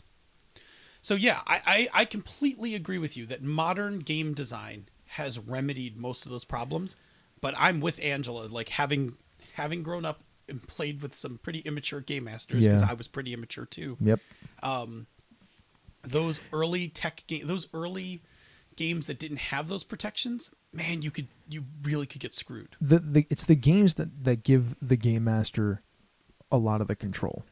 Those are the games that you have to be worried about. Those are the games that do that. Oh yeah. Yeah. Absolutely. It's just that there's so many different kinds now. It's not it's not as black and white as it used to be. So simple games can actually have simple games that have some of that narrative control built into them, like who gets to say what when and who takes what conditions when, actually safeguards against a lot of that stuff. Yes. Just a thing to throw out there. It's No, interesting. Absolutely. Good All chat. right. Good chatter. Good chatter room. Roll good? on. All right. On. Hey, so let's do it. Let's go take a look at a couple of games. One for light, one for medium, and one for heavy. These Yeah. are not actually the categories that we know that we are completely talking about. Like, those are just those that we came up with. they're fucking arbitrary. It's a scale. Like there's this Yeah. like, this weird gray scale of things. It's weird, but we're gonna throw some stuff in there and just kind of talk about it. Yeah. Hey, all out of bubblegum. All out of bubblegum. What mechanics does all out of bubblegum have? I'm in sorry. It? Did you say mechanics? It has mechanics. Mechanic. It has mechanics. It's got two. Well, it's got your normal and kick-ass stat. Well, that's a mechanic. Roll a d10. That's a mechanic. Okay, and that's then two last time I and then checked. the discard a piece. Oh, that's another mechanic. That's three. Okay, that's like the whole thing. That's the game. Yep, that's the game. That's not just the core mechanic. I said that's the game. It's still got three mechanics. All right, so clearly. By the way, if you're using a scrap of paper and writing the number down, you're doing it wrong. right, clearly, Just kidding. You're not doing it wrong. Clearly, this is the simple of simple. Oh yeah, absolutely. I mean, anything more simple than this, we're basically just telling stories. Mhm. Okay, In fact, and in that's fact, we're what pretty this much is. just telling stories at this point. I mean, the stick though of gum is actually a mechanic. Is actually a resource that you have too, because you can just discard it to accomplish what you want to do. Yes. So there's actually another mechanic on top of it. So super complex. so complex. So complex. So simple. Okay. So yeah, the number of specific rules are very low. The number of steps in a rule is not that high. Pretty minimal. Yep. Yep. There are no subsystems. Like like everything is either a normal or a kick-ass. Yeah. I'm gonna hit you with another thing that is actually a part of the game that people don't think about. Yeah, go ahead. What you are, like who you are, if you're playing yourself, or what. That's your narrative constraint Because mechanic. that's what tells you If whether you're it's normal kick-ass or kick-ass. normal, yeah. Absolutely. That is character creation, though. Who are you? Yeah. Yeah. Interaction of rules. The only interaction then is character and the kick-ass normal. Also, when you roll the die, if you don't like what you rolled, or if you just want to automatically succeed, you discard one of your pieces of bubblegum. There's no default setting for this. Nope. It's whatever it is, like whatever you want it to be. Mm-hmm. And there's no character options because you are just whatever you said you were, Mhm. whatever you wrote on that card. Yeah. Okay. What are some other light games? Well, there's of course Rocker Boys and Vending Machines, or Lasers and Feelings. I was gonna say which you have to then say Lasers and Feelings. Yep. Reflections. Reflections is actually just played it. Yeah. I played it with Glenn. Yeah. Did you like it? Yeah, I did actually. It's really a fun game. Like there's a game there because you select a thing and you try to get somebody else to agree to the thing that you agreed to. And I realize there's a whole lot of strategy to that because you could write something in there yourself, or you have those options. So you have to narrate the other person into corners. Yeah, I mean you have to basically talk them into it. Yeah, Yeah. I mean, but you can narrate people in the corners of saying things that they want to or not, and then it actually is cool because if you get them to, a lot of times Jim wrote them so that if you get them to do the thing, it's a good reason to get the dice. But if they don't agree to do the thing that you want them to do, then you get that hatred, and it actually makes sense because usually the things on the sheet that you're trying to get them to do are like favors for you, things that you want them to Yeah. do. So it actually makes sense to get the hatred dice. It's good. It's clever. What else? Hack. The Black Hack, which I haven't even read yet, I know I should. which I really want the Call of Cthulhu one so I can. I just read that. downloaded that one. I'm actually gonna go download the White Hack. What's the I'm sorry, White Hack? not the White Hack. There is a White Hack, but there's also an Indie Hack. What are these things for? They're like this super light. So the Black Hack's a super light OSR system. It's I think the whole game. I knew that one, and I know there's a Cthulhu one. There's a Cthulhu one that's based on Black Hack. Black Hack. I forget what White Hack is, but somehow it's related to Black Hack. And then their Indie Hack is a derivative that's a narrative style game. Jason Cordova's been talking about it on Discern Realities. I didn't hear. I haven't listened to Discern Realities this week yet. It for like the last couple weeks he's been talking Man, about I listened to last week's. I don't know why I don't know what that is. Yeah. I was Anyway, probably doing something else. while I was listening. I'll just go get that. I'll go get it. We can take a look at it. It looks like it's fun. So the last one is anything that Senda runs, right? Yeah, pretty much if Senda runs a game, it's probably in the light complexity category. So, just check that out because that's pretty much her wheelhouse. I think when we go to do our resolutions for 2017, we should be like, Senda, run a game that actually is of the medium complexity. Senda, run Rollmaster. I said medium. You're going to kill me. I'm going to choke. Spit take. Oh, man. That would be awesome. Luckily, I didn't have anything in my mouth. Apparently the spoon is jiggling. Yeah. Our emergency spoon. I shake it. They all like it. Shake it, they all like it. All right. So, what is a medium complexity game? Medium complexity game. Let's do a favorite. So, we're gonna do Dungeon World. Let's do it. All right. Cool. So it's powered by the apocalypse. Listen? If you follow the show, we're not saying anything else about the system. It's Dungeon World. We've talked about it ad nauseum. Ad nauseum, in fact, ad nauseum. Start at episode 162. 61. 161, Bob, is that correct? And just go full. 167. 167. Is Go that when full. you first show? I just say 150. 150 and move your work your way forward. 150 is Yeah, but 150 to 166. Oh my God! Stop it, Bob. The world existed before you became a thing. Yeah, but was the show good before Bob was there? We did the after Sure bar. wasn't any nominated. It was.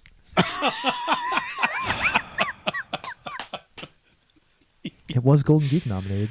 It was Golden Geek nominated. So there. Yeah. So there. So Yeah. there. Yeah. Whatever. Okay. Back to Anyways, back to the front on this thing. it's powered by the apocalypse game. So the complexity is in the rules, which are moves, and the playbooks. That's where all the rules are. Yeah, pretty And much. those are pretty much moves too. The number of the steps in the rules varies on the per move. I mean, this is obviously more than 5. Yeah. There's more than 5 rules. Yeah. Not much more, really. I mean, a lot of it's those options, right? Yeah. So really, it's modifiers, which apply to a 2d6 roll. Yep. After a move is triggered by fiction, Correct. which then is resolved, and the base form for that mostly is roll a 6-, bad things happen. Roll a 7 and 9, you get what you want with the complication. Roll a 10+, you get exactly what you want. Right, but let's acknowledge that different moves, while they all have that structure, have different levels of complexity. That is true. Because there are some where it's like on a hit, do a thing. Yep. Hold X. Right, hold X. Ask 1, 2, 3 questions. Right. Other ones are like, hey, pick 2 from this list of 5 things. Yes. Yeah. So that is where some of the complexity shows up, is in the move structures. Yeah. Minimal number of subsystems. Yes. The magic system is a subsystem for the most part. The movement.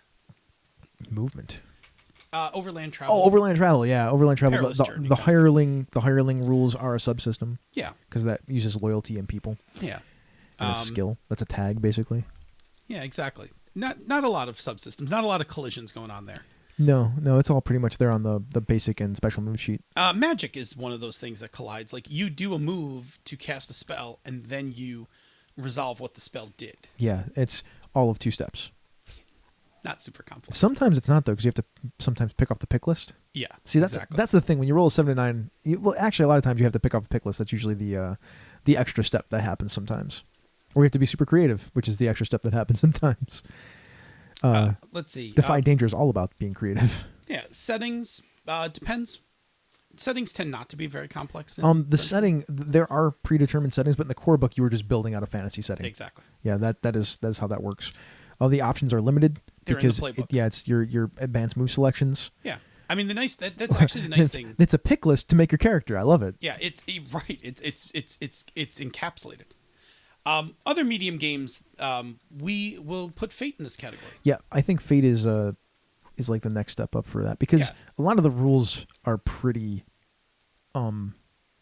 They play into everything, like Yes. how the skills and the die rolls, even the subsystems, they all kind of work the same way in a lot of ways. Yeah, Fate is definitely a medium system, and I would say it's a little more complex than Powered by the Apocalypse because it's not so encapsulated. So it's a little more free roaming. Here's where the yelling and the arguments come in, I think, because of the next 2 games that I have here, and in the order, even the order that I have them, and I think they actually have equal complexity, just in different ways. No, I'll argue the last one, but so your next medium complexity game was 5th edition. Yeah, because I don't think it's actually that bad. I have not played enough to make a ruling on it, so I'll tend to agree with you.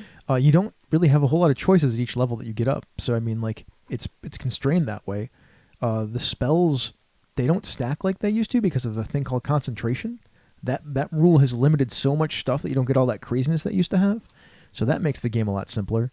If you play it Theater of the Mind, I mean it's mostly rulings and not rules at that point. Right. I mean, you could complex it up to crazy levels with some of the modules that are in the book. They even got rules for how to play with the hex map. Yes. For positioning and whatnot. They have rules for how to play with the grid in there too. But that's all in the Dungeon Master Guide, not in the Player's Handbook. It's a simpler game than the other past ones. editions. Yeah, it pushes it towards the higher end of the medium complex games, but I think it's a medium complex game and not a super complex game. Yeah, actually, no one is screaming at you. I'm looking at the chat room. They all agree. It's Oh. a medium complexity game. Good. Yeah, that's the general gist. Your last one on the list was Swords Without Master, and I completely agree with you. Swords Without Master is deceptively harder and more complex than it appears when you read it. That's true. It is for two reasons. One, the actual each type of scene Yes. is complex because there's a lot of steps that go in it, and it is procedurally rigorous. It is procedurally rigorous. Like- You have to do certain things in a certain order. Yeah, it's not like we're gonna have a scene and it's not like we're gonna have a rogue scene and you can do whatever you want. No, it's actually very specific of what steps you take, the order they're taken in, and how many steps have to be taken before you can end the phase. That's true. So no, I think Swords Without Master is definitely a medium complexity game. It is light in character generation because you just basically say shit about your character. Yeah. But its structure, its scene structure is actually complex. How questions are asked, who has the dice, when the dice are rolled, and it changes from scene to scene, or changes from scene type to scene type. So this isn't complex, but this is confusing because it's similar but different. Oh, it's. I mean, I had to make those flowcharts to help Yeah. keep us like Because they're all kind of the same but kind of different. right and different. And then if you add into it stymies and morals and mysteries, like those All then three of those are different. So similar but also there's different. there's actually two things going on here with this game. There is a level of complexity to this game that is beyond light. Yes. There is a problem with this game, and I don't think it's actually a problem.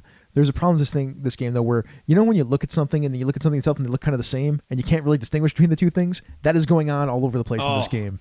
Like it's- two things that are just kind of the same but not exactly. Well, I mean, again, I designed that those cards for the scene so that we could look and be like, okay, this is where we are, because they all feel kind of the same, but they're doing different things and the procedures are different, and you must adhere to the procedure. That is true. Yeah. And so much so, and I think we've talked about this before, holding the dice is part of the procedure. Yes. Like, When we play the game and people like do stuff with the dice, I'm like, no, stop. yeah, like don't do that. You're right. Like you constantly have to tell new players, like when I tell you to pick up the dice pick up the dice and hold them until because when you drop them, something Yeah, happens. it means something. It's not just a fetish, man. I mean, it's a fetish, but it's not just a fetish. Like it's mechanized. it's a mechanized fetish. Oh, I want that as my next cover band. Mechanized fetish. Mechanized fetish. Oh, that's awkward. Oh, that's awesome. Chat room, figure out what music Mechanized Fetish plays. Is that our metal band instead of our boy band? It could be. All right, let's get on to heavy complexity. Sure. Pathfinder. Pathfinder, right? All right, D20 game. It is I a don't think we D20 have to game. talk about a lot about roll a D20 kind of stuff. Yeah. Okay. Where do we find complexity in this game? So it's simpler than it used to be because of the grappling and all those other rules. They've slimmed it down into the combat modifier bonus, but spells still overlap. So bonuses and modifiers and things like that still overlap. It's a grid-based game. All of those combat rules, you have to know all of them. Oh, there's a lot of combat rules. Yeah. And they did a I feel like you lose something if you don't play this game on the grid too. Like this game doesn't play as well if you're not playing it on the grid. yes. So there's that. It's got a lot, like combat still has a bunch of steps. Like there's a lot of things, like action economy matters. Messing with positioning matters. I mean, as soon as you put stuff on the grid, the game becomes more complex because you're talking about positioning and tactics and how that works, and then the initiative matters a lot more, and that order of things. And like I said, the spells, all those bonuses overlap and stack in a lot of different ways. Yeah, I mean you got a lot of stuff. Yeah, when we're talking about the interacting of parts, right? There's no limiting factor for that interacting. That's why I give a lot of the stuff in 5th edition a pass, is because they have some ways to limit that interaction of things. Yeah, I mean stacking bonuses. I mean, yeah, Stacking bonuses is its own level of complexity. it's true. Where other versions have streamlined out stacking bonuses in part because of this. And that's not to say that back end D&D, like level 12 plus D&D, doesn't get a little crazy at times. Actually, it does get a lot crazy at times, but yeah. So there's that. What else? What else is going on here? So What isn't? I mean, there's a lot of subsystems. Yeah, in this man. game. Like the skill system is way more intense in this game than it is in other games like this, right? Yeah. Combat we talked about. Character generation isn't that simple. No, it's not. There's a lot of stuff. I mean, you got feats, you've got class abilities, spells. Like So starting at level 1, not so bad though. no, but ramps up. Yeah, I mean, you have to make more selections as you go, but even that's still constrained by the fact that you only have so many selections that you can make, right? Right. It's not like 4th edition where you could retrain stuff. Like you could retrain stuff Yeah, in 4th I edition. love that in 4th edition. I did too, but that made that another step of complexity. But you know what was good about 4th edition? The character generator? Yeah. No, that's not what I was going to say. No, what I liked were that the moves were rule packages. They were, yeah. And they actually were fairly codified. That's Now, true. if you were a wizard, this sucked. But if you were the warlord, it kicked ass. Like, because when I retrained, I just swapped one rule package and put the other one on my, tableau of cards. That was not so terrible. Yeah, man, and how everything like interacted. Oh, you got collisions all over the place, Yeah, right? Like starting with combat, every subsystem can show up. Yeah, like the skill system matters a lot to combat. Uh-huh. And it interacts with magic too, because there's like a fly skill. Like if you can cast flying yourself and fly around, you actually have a skill for flying. Yes. The spell skill, Arcana, mattered a lot of at times for magic stuff. Constitution saving throws, or no, it's there's the concentration saving check. Throws. Yeah, saving throws Oh, were in there's there. there's saving throws in other games too that I've No, but I'm just said saying they're that's like a medium. whole. That's a system. It is a system. Yeah. Anyway, yes. Lots of stuff came. Oh, this game assumed that you had magic items everywhere too. Because you had to. Like Yep. it was part of the design of the game. It was that 3x. It was that 3x line of games. Yeah, that's another because it is Magic items. because it assumes that you have them. Like the design of the game assumes that you have them. It makes it another complexity level just because you have to put these items in there. Anything else? You have tons of options. Like that game didn't say that you should only limit yourself. Now, as a design aesthetic, character options is a deliberate action by Paizo.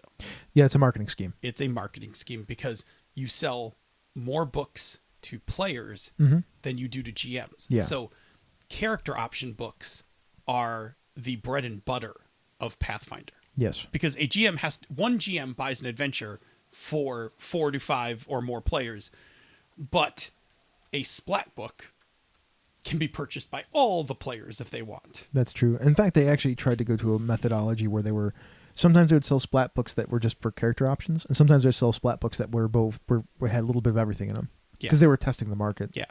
And they had cool ideas for books. So character options are massive. And we didn't even talk about this above when we talked about factors for complexity. Number of splat books increases complexity. That's why when it comes to 5th edition D&D, they say the core book plus one other. 2 books. That's it. That's it. This game if does you go not. above 2 books, We don't guarantee your mileage may vary. Your mileage may Exactly. vary. This game, Pathfinder, they're like play with whatever you want, make your own choices. Just keep it's really cool that way, right? Like you do whatever you want to do. It is cool, but it is complex. Sure, I mean, but And- if that's what you like, And some weird shit can happen. You Some- just have to take not- that as will. That's right. When you're gunslinger plus your samurai plus your your Oracle plus your witch. yeah, like when they go on an adventure, like some weird shit's gonna happen. That's a party, by the way. That's a party. that I played with. Like I was the gunslinger. Oh yeah. Yeah, we played. The gunslinger was good. The alchemist was I like. Alchemist is a fun class The too. alchemist was a fun class. Yeah, I love the gunslinger. The alchemist could get the alchemist, especially at low levels, was I think equally as dangerous to the party as he was to anyone else. Everybody in the chat room or anybody who ever gets a chance to ask Ange about the gunslinger in her Eberron game. She'll tell you some stories. So there's that. So what are some other heavy games then? Knights Black Agents. So this is me, right? Like I brought the Knights Black Agents. I think this is on the low end of the heavy complexity. To me, it's really complex because of all the different kinds of rules and subsystems that are in this game. So you and I had a good talk about this. This game is complex and elegant. It's elegant, yeah. Because yeah. I've run this game and you have run this game, and it does not feel hard to run the game, but there's a lot of shit going on when you run this game. Correct. There's a lot of stuff going on. Now let's go back before people are like, what? The definition that we came up with was it's composed of many interconnected parts. It's got a complicated or involved arrangement of parts, and it's and then there's the last one, which is it's so complicated or intricate to be hard to understand or deal with. Now those are three different definitions. I think Knights Black Agents falls firmly into the first two. Mm-hmm. Now let's talk about those real quick, just for a second. There is the gumshoe mechanic for like whatever you know, like you're good at. You can just spend those as clues, right? There's the general abilities that you use for other things. If you have 8 points in a general ability, you get a cherry. And now that there's double tap out there, you can have there's two different. You have to choose from those two different cherries. Yep. There is those 3 skills that let you create narrative stuff. There's preparedness, contacts, and what's the other one? Preparedness, contacts, and I'm blanking on the last one. Help me out. Preparedness, contacts, network. Thank you. That lets you make a thing. So those are, and then there's your MOS too that you have as a character. Plus there's your pillars of sanity. Mm-hmm. They're not pillars of sanity. They're called something else. Whatever they are, stability. That's what they are. Pillars of stability in that game that allow you to recoup some of your stability when you lose it.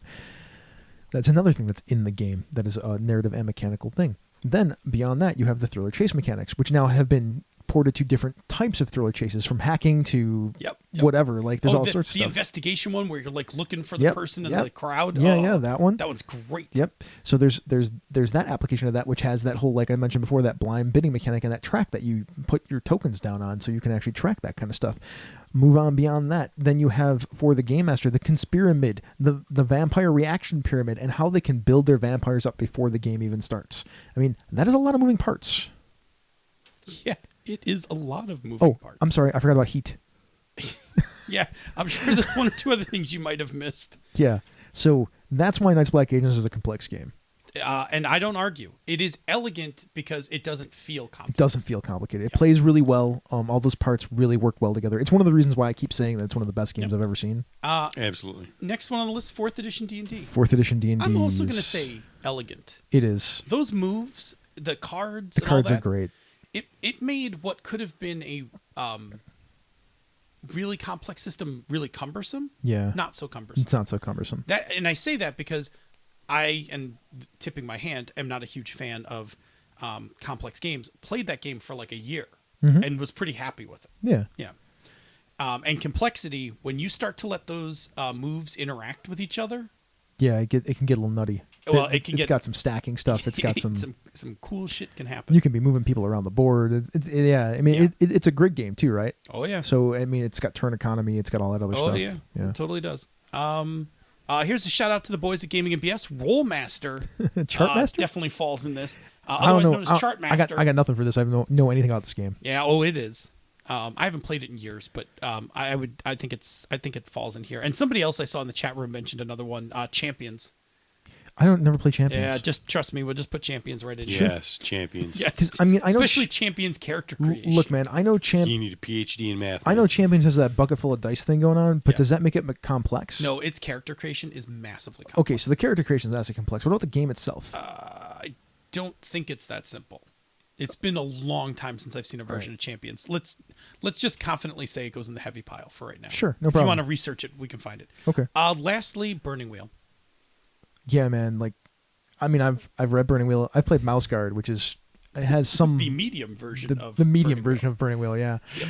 Burning Wheel's complex. There's a number of unique subsystems, and they don't all fit together simultaneously. The only thing that fits is the character, right? It's like the spoke that you put in to turn the wheel. Yeah. Everything else kind of like you can do range combat, but you don't really do range combat with a duel. Yeah. Like you just do range combat. Yeah. That's when you have two archers dueling, right? Or two gunslingers dueling, or two whatevers that are shooting at each other. Yeah. How about a trebuchet, or how about a trebuchet versus an archer? Yeah, sure. Trebuchet. I mean, sucks for the archer, but I don't know. How about a goblin hucker, or a bugbear goblin hucker? An ogre goblin hucker. Is he versus... throwing actual goblins? Yeah, that's awesome. Oh, sorry. There's so on Down with D&D, we reviewed chapter 2 of Storm King's Thunder, and there's a great picture of an ogre with this trebuchet thing on its back, flinging a goblin with a spiked helmet. It's wonderful. So I like that, but it's kind of a little dig at Blood Bowl. Yeah, absolutely. Because Blood Bowl, that is, Blood Bowl, that was a legit play. Yes, I know, but Yeah. that's great. Like it's pretty fun. It's cool. It's got the reference. Yeah. It's got that neat. Was it thing fully going on. statted? Yeah, it tells you what it does. Oh, that's pretty awesome. I mean, Like, they're not fully statted, right? Like it just says like when you put a goblin in the thing and fling them, it does X amount of damage, and then it takes that much damage, depending on how far it went. I love it. Yeah. Sure, why not? I would do that. Rock on. Fling goblins. Okay. All right. So look, that's our tour of some different types of games. I have a question for you. Sure. What is your preference for complexity? I fall into the less complex, medium to light, if we're using that scale. Medium to light, primarily because I don't have a ton of time to learn a game, and on top of that, I don't like keeping a ton of rules in my head. Bob, what about you? I would tend to be in the medium to light range. Yeah. Yeah.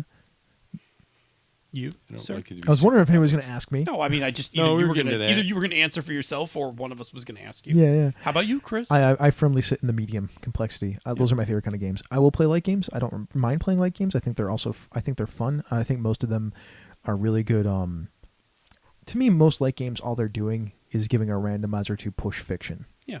Right. Like there's not really any kind of game there. No, and you like mechanics. I like games. Yeah, you do. You right? like games. Like, so and I'm not saying that they're not games. I like things that have more. I like things that feel more you like I'm, a little meat to bite onto. yeah, like I like having choices that mean more than I hit a bunch of tags to get some dice to roll to see if I get to succeed at the thing I did. Yeah, I'm with you. Yeah, choices that mean more than just assembling a pool of dice. Yes. I'm not knocking Lasers and Feelings or Rocker Boys and Vending Machines, but that's hey, essentially what listen, those games are. Listen, lasers and feelings is 2 hours of fun. At 3 hours, it's kind of fun, and at 4 hours, it's blatantly obvious how few rules there are in this game. So Lady Blackbird, is that a simple game, or is it a medium game? It feels like it's a simple game, bordering on the medium complexity. Since they're not discrete buckets, yes, I'm going to Yeah. say light medium, Yeah, because it's not terribly complex, but it's not super simple, and you actually can play it for a while. you can play it for a while, and it's got some subsystems, right? Those keys and how they interact, and how the experience points and the advancement work, Yeah. and how I mean, it is a narration game, right? Like you're hitting tags to get dice, but you also have a pool of dice that you can pull from, and when you're out of them, you're in a lot of trouble. Yep. But then you have to have certain scenes to refresh them. The game is cool. Like I like that game a lot. Mhm. I guess always didn't Wilhelmarsh do a game that was based on it, but it wasn't as good. Always, Never, Now. It's a cyberpunk game. Yeah. I have it, but haven't gone through it yet. No, I heard some people say that I've they didn't heard like some it things as much. about it. It wasn't as. I mean, Will's a great designer, so I don't know for sure. I just heard that people didn't yeah, like I'm it as kinda much. curious about how that ranks, but I have it, and it's cyberpunk, so Yeah. Right. right. Huh. Anyway, yeah. yeah. That's So I'm in that medium category. no, I think right. that's perfectly fine. A lot of people in the chat room agreed with you that Lady Blackbird's a medium. Yeah. medium. Well, I thought it was. You thought it was light medium. Yeah. Close enough to medium. Yeah. I mean, yeah. Like it ain't D&D, No, it ain't D&D. but it ain't Lasers and Feelings. But it's closer to Powered by the Apocalypse, It is closer to Powered by the Apocalypse. which we categorize as a medium. Yeah, that's true. Okay, cool. What's going on in the chat room? Oh, what a lively bunch. Of course, Well, there are. there was some discussion about BDSM as a LARP. Some discussion. Is that? Did you start it? BDSM came up I again, don't- and it was like, bam! All of a sudden, this is a Well, huge it conversation. started with mechanized fetish. Of course. Oh, so it is your fault. Yeah, Never it's mind. all Phil's fault. It's totally your fault. Okay. Can I be the BDSM guy on the show? Yeah, of course Can you that can. be, dude? That's all right. That's me now. I'm the BDSM. That's your new guy. thing. Do you want a segment? I don't really think want we you should to have do a segment. that. I Wrong, don't think we should. wrong show for that. Yeah. Wrong podcast network for that. In Yeah, fact. no, wrong. There's another podcast. I don't have any problem with it. I just No, not I here. love it. It's really not what this show is. Yeah, absolutely. Yeah. So the chat room. Plus, if you stuff think and things. I keep Plus, if waiting you for you to think tell we're me going things. long- Yeah, well, I don't want to interrupt you guys when you're, Yeah. Plus, if you think we're going long, making the like, words. let's see what happens when we do a BDSM segment. So GM Jerry earlier said that years ago he wrote a fantasy version of Mechton Fusion, and the more he wrote, the more he ended up creating more rules to try and do too much with mechanics instead of doing more hand waving. They had fun playing it, but there was too much complexity. It was part of what drove him to simpler games. Ah, So I can see definitely when you're in there and you're creating how you can fall into that trap easily. Certainly can. Jim McClure joked that when you guys mentioned Reflections as being low complexity, he joked in Senda that they do not understand the true complexities of Reflections. All caps. Did he rescind his statement when I explained how to play the game? No, he said he was joking. So. Oh, okay. GM Jerry asked where you see Savage Worlds and FF Star Wars. Savage World's medium. I think Slotted Final right in Fantasy there. Star Wars is also medium. Or If you Fantasy don't, Flight. Fantasy Flight Star Wars is also medium if you take out all of the splat books. If you just play with one book. Yeah, I don't think it's that hard. Yeah, if you want to put all 3 books together and do it, then you're Well, yeah. asking for trouble. I don't know if you're asking No. for trouble. I mean, the game still plays exactly Yeah, the same, right? yeah. Like it You doesn't just have a lot more moving parts. Yeah, I mean, Because you you just have different- you have possible different interactions, is Yeah, what like rules interactions is the thing. Absolutely. I mean, that core mechanic for Fantasy Flight Star Wars is so ubiquitous to everything that you do in that game, Yeah. and that like, I almost feel like sometimes it feels a little samey, but I haven't played a lot of it. That's a thing that I've always thought about. I've played 4 sessions of it, but like, you're always doing the same thing with the dice. Yeah. I mean, you're just tagging skills to get dice and building these dice pools and rolling them and then interpreting the dice and then assigning damage based on that. It almost feels like you're doing that every single time you do anything. Sure. So I mean, in every situation, like I don't really know if there's any like, I can't remember if there's any like rules for like bigger tasks, like how Fate has rules for bigger tasks. Yeah. Yeah, Yeah. I can't remember what I mean, it's been a while since I read the Star Wars Fantasy Flight game. Yeah. I still haven't played that game, and I would like to try it just to try it, but I haven't gotten around to it yet. Anything else? One more comment from Avi. When he played Rollmaster, all of the players had a laptop with an Excel spreadsheet as their character sheet, which does not surprise me at all. Hey, laugh That all got you me. want. There's a company that has made a small Fortune? chunk of money. Chunk. It's a chat room thing. Okay. Has made a small chunk of money on making software to make your Pathfinder character. I feel so. Yeah, that's true. Yep. Hero Lab, right? Yep. Yeah. I mean, they're great guys. Don't I get me don't. wrong. I love don't Hero like Lab. read the chat room when we're recording. I feel left out all the time. You need like a third monitor. I would need like another computer. Yeah. All right, and but then I would get distracted. Like I get distracted by that stuff. It happens from time to time. Yeah, I know. I yelled at you once already today. You did. Oh look, it's a social media depository. There's coins and diamonds. By the way, it's extra dimensional. It's still extra dimensional because I still have that green demon head. Yeah, can we just throw a sheet over it or something? I do every day, but I have to pull it out for the show. It keeps looking at me. It does keep looking It's at making you. me uncomfortable. Well, I mean, his name is George. I'm It's gonna cool. X-card that motherfucker. You're gonna X-card George? We are explicit, right? Yes. Oh, you weren't upset about motherfucker. You were upset that I was going to X-card the You're gonna head. X-card George? His name's George. We have conversations sometimes. You should not talk to the strange demon head on the wall. Okay. Jot that down. Do not talk to strange demon head on wall. Put a pin in it. Yeah, put a pin in that one. All right. Ding. So, the weight loss challenge. Bob, where you at? I weighed in at 192.6, which is 0.2 up from last week, which is very, very good considering double Thanksgiving.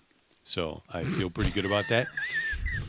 Feel pretty good. Weren't you at my house on Wednesday too? I was at your house on Wednesday too, I think. When we were drinking? So There had was some drinking. you had- Yes, the you had alcohol. the Yeah. you had drinking night and 2 Thanksgivings. Yeah. uh-huh. Double Thanksgiving. All right. Randy, by the way, we don't call it Thanksgiving, we call it Framsgiving. Yeah, Framsgiving. Framsgiving Friday. Alliteration. Yeah, see. Randy Farmer. So apparently last week I weighed in with what is euphemistically known as bloat or water weight, since this week's results were completely unexpected. Currently 252, minus 4.5 pounds this week, explained above. Total to date, negative 18 of his 20-pound goal. I think I might make it before Christmas. As Brandy mentioned above, I don't think I really lost 4.5 pounds in true body weight. I think I'm at least 2 to 3 pounds of was transitory material. We should all expect a possible 1 to 2 pound swing normally. The rest was walking a couple of 15K step days since Thanksgiving and not eating until stuffed at the family gathering. And I'm hungry now. Nice. Good work. Good work, Randy. I have to admit, You're I the think man. I'm going to fail this challenge. I haven't weighed myself. It's not promising. I haven't weighed myself at all. I'll be honest. On the At scale. at this point, I'm shopping for a stomach flu. Like, I need, I need like 3 or 4 days. Just go hang out with your kids at school one day. Listen, I'm not saying I haven't tried. I tried to get the stomach flu to drop some weight. I tried. It didn't take.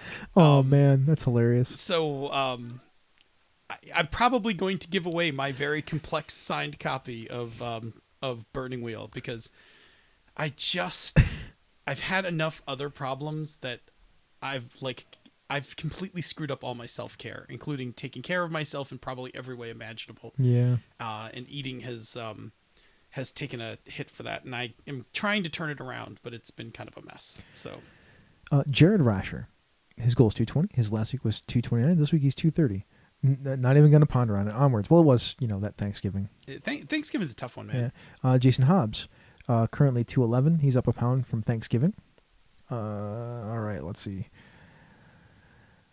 Sean Nicholson, total weight after a total weight loss of 1.5 pounds over this whole diet, down almost 3 pounds this week. Starting 186, last week 184.5, this week 181.7. Good job. Just trying to get to 175. He's only got 6.7 pounds left. Good work. Scott Robinson, he's plus a pound. This is going to be tight. The game was likely more related to bad game night snacking than Thanksgiving. The real trick will be losing the weight while traveling over the winter break. Rob McIntosh, his starting was 229. His current is 284.5. His goal is 275. Sean P. Kelly weighed in yesterday at 194. Come on. He's got 4 pounds to go. Happy birthday, Sean P. Kelly. Happy birthday. Oh, we should sing. Let's sing. Happy birthday to you. You. Happy birthday to you. You. Happy birthday, dear Sean. The S and the B and S. Or something along those lines. S in the BNS. He said that. He said that. He said BS in the BNS. No, he said S in the Oh, did he? BNS. Okay, I screwed it up. Okay. Happy birthday to you. Way to derail everything Good here. job. Good job. PK Sullivan, 237.4. Got to get these last 7 pounds off by the end of the month. Lock the diet down hard. Multiple deaths this fall seriously derailed me. At least I didn't backslide. I'm sorry, man. I know how that goes when a bunch of people in your life die in a short period of time. It's not fun in any way, shape, or form. Seriously. Not even close. Not even close. There's nothing good about it. Rob Whitaker, 192.6, looking to get less than 189. Seems like an unlikely improvement after last week, which is pretty great. And of course, David Walker has been cheering us all along. He cheered PK. He cheered most of us for only getting a little bit of weight after the holiday, and a bunch of us actually lost weight. So good on us. Not on me, but on the rest of us. Yay.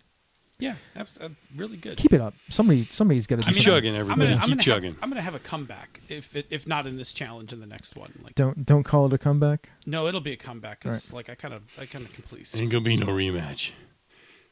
All right. So this is a topic for chatter that Jared Rasher brought to our attention. So something has been on my mind, but it's kind of big and hard to wrap my brain around to fully understand or to fully communicate well. I've noticed over the years that a lot of people in a public venue, i.e. at a convention or a game store, lean much more towards over-the-top negative personality traits or comedy for their characters rather than heroic or altruistic traits. I've even seen this pop up a lot in online spectator campaigns for various RPGs. Concurrent to this, I know a lot of people that don't want to show an unabashed love of something unless they can portray it as being ironic in some way. They don't want to like something because its merits are more important to them than its flaws. They want to say they know what they love sucks, and they revel in their bad taste. I do that all the time, actually. I mean, not about everything, but about certain things. But I try to do it from the point of view of them being objectively bad and just something that I love. Like, they're not well crafted, right? Like, I think Army of Darkness is great. I just want to talk about this for a second. Yeah, good. I think Army of Darkness is great, right? Because they didn't have a lot of money and they did the best they could with what they had, and they played right into the tropes that they were going for. Yep. So I actually think Army of Darkness is a great movie because it's doing exactly what it sets out to do. Is it a great piece of cinema to the cinema world? I mean, I argue amongst yourselves about that. Yeah. I mean, art is super subjective, right? Yeah. I mean, I love Army of Darkness. Like, it's ridiculous, but Is it good though? Like, that's a hard. It's a hard question to answer. yes.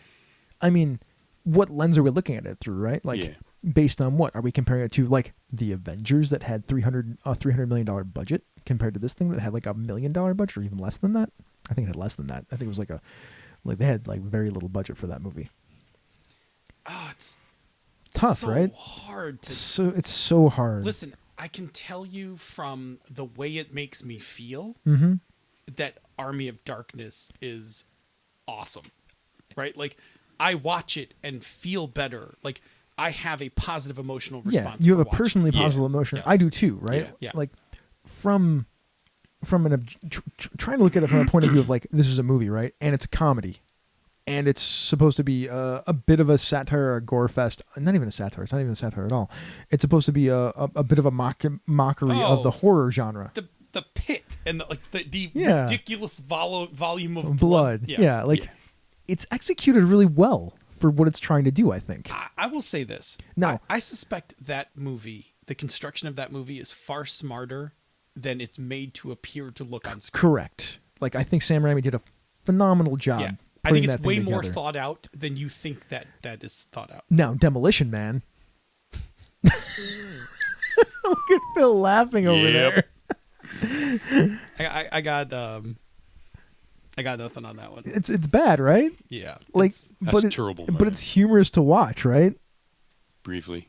Really, you think so? Like, I can watch that and make fun of it, and I enjoy watching Sylvester Stallone be ridiculous If an I hour was and a half. watching it with the right people sitting making fun of it, I would probably 'Cause, enjoy it. I But mean, it's- if it was just me sitting down to watch it, I'd be like, "Oh, it's Demolition Man." Click. Like, it's true. Like, it's Sandra Bullock and Wesley Snipes and Sylvester Stallone. Yeah. And it's ridiculous. Yeah. Like, the movie is just Yeah. outright terrible. The All right. script is bad. but let's acknowledge what I will refer to as the guilty pleasure. Yeah. The Lucky Charms of movies. Like, Sure. you know while you're eating Lucky Charms this isn't good for you, but it's still delicious. Yeah. Yeah. Like, that's what. That's what I'm talking about. Right. Like, that's what I'm trying to get at. Yeah. Like, But it's hard to figure out what that actually is. yes. And that's why it's a subjective thing. I mean, my favorite guilty pleasure movie is The Quick and the Dead. Is that movie bad, though? I don't know if it's good. But I don't know if it's but I bad. fucking love that movie. Sure. So I'm gonna finish reading Jared's Okay, thing. go 'Cause ahead. that, I mean, Sorry. I just thought I wanted to bring that up because that's a thought that stuck in my head, and that's what that was the thing that was there that he was talking about. So he continues with, "I'm wondering if the lack of heroic, serious, unabashed love for a thing stems from not wanting to give people ammunition to harm someone with. In other words, if someone has run into one too many people that won't just say, 'I don't like the thing because you like.' I don't like the thing you like because X positive doesn't outweigh Y negative for me, but rather that thing you care about is wrong and you are somehow defective as a person for liking it.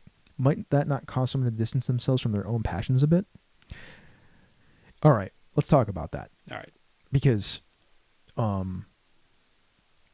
that discussion we just had is the counter argument to what was just happening here. Like, Yeah. we just said we like a thing, but objectively, is the thing good or bad? Because that's how we, and I hope this community of people look at things, because I think that's the better way to look at them.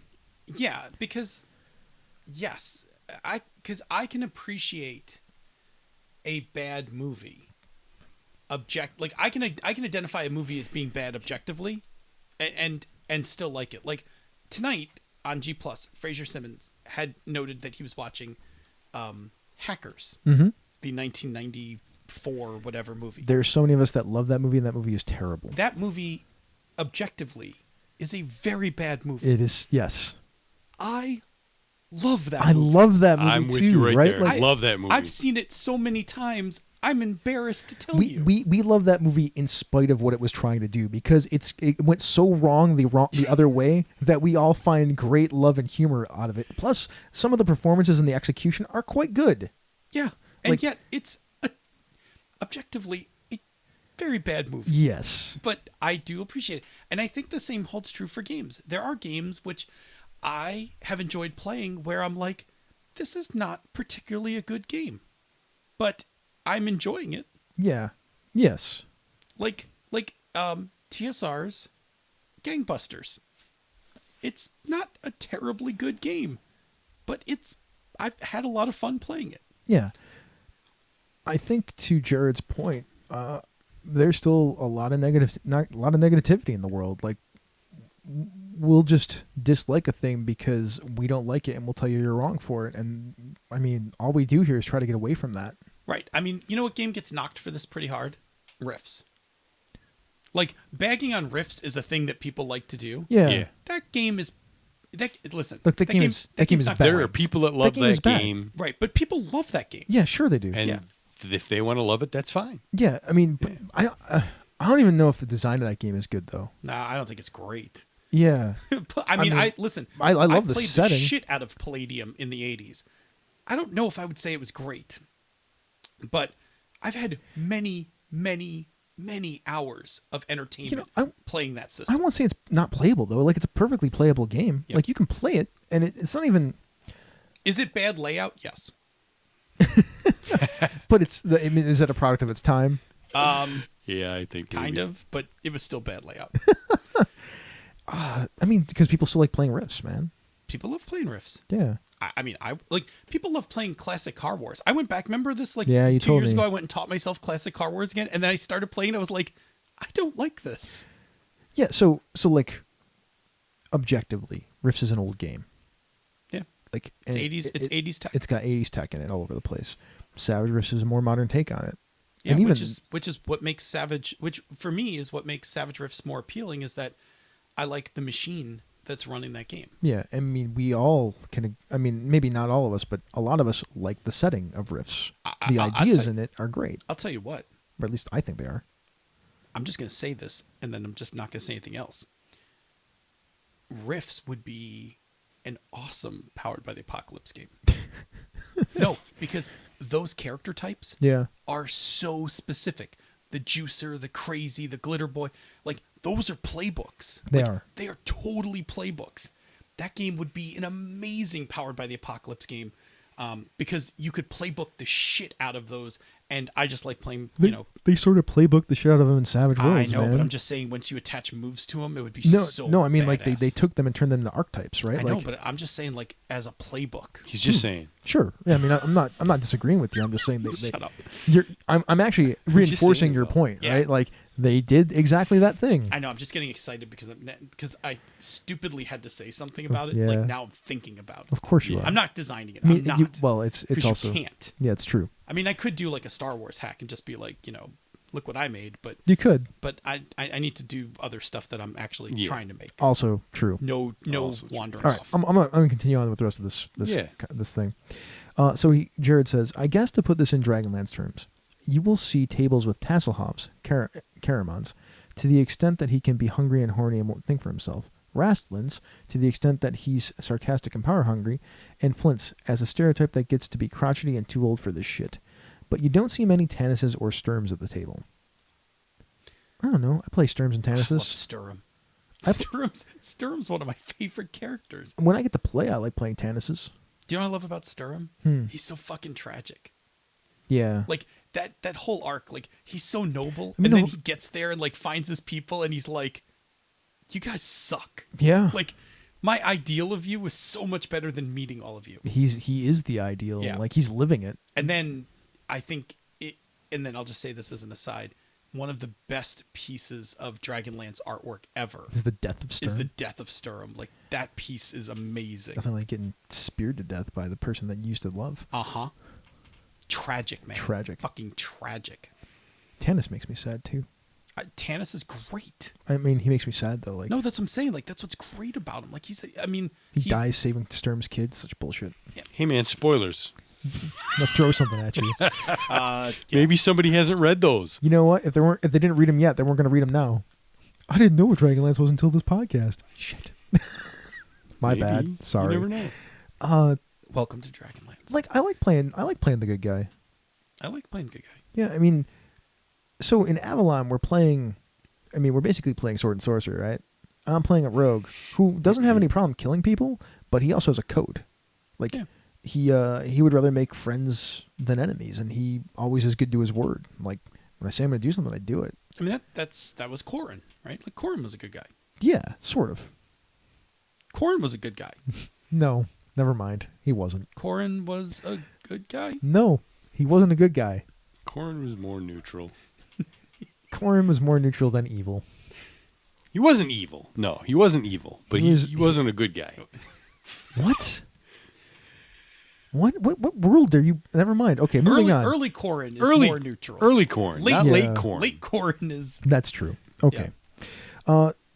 Jerry went on to say, I've noticed even with my own role-playing, I tend to curb my heroic tendencies, look for ways to play scoundrels, or try to find comedic edge and make anything heroic secondary. I think there's an appeal to... I mean, all right, so my 20s is the 90s during the steel age of comics where the anti-hero, the vigilante, like that was an in vogue kind of thing. Yeah. So for a long time, I loved those kind of characters, right? Like I liked the good guy who threw a person over the end of Untouchables. Yeah. When Ness just throws, what's his face right off the rooftop. Like I was like, hell yeah. Like justice served. My favorite character in fiction, my favorite two characters in fiction are Harry Dresden and Spider-Man. Yeah. And they're just good guys. They're trying to do the right thing all the time. Yeah, and Spider-Man, it usually they're not super successful all the time, it bites them so hard. That is the thing. They try to be the other good thing guy I love that about bites them. them in the ass. Yeah. Yeah, like I think heroic characters are fantastic. I think there's a tendency to want to play anti-heroes and scoundrels and stuff like that because there's an appeal to being bad. Well, Han's a good guy though. He's their classic scoundrel. Yeah.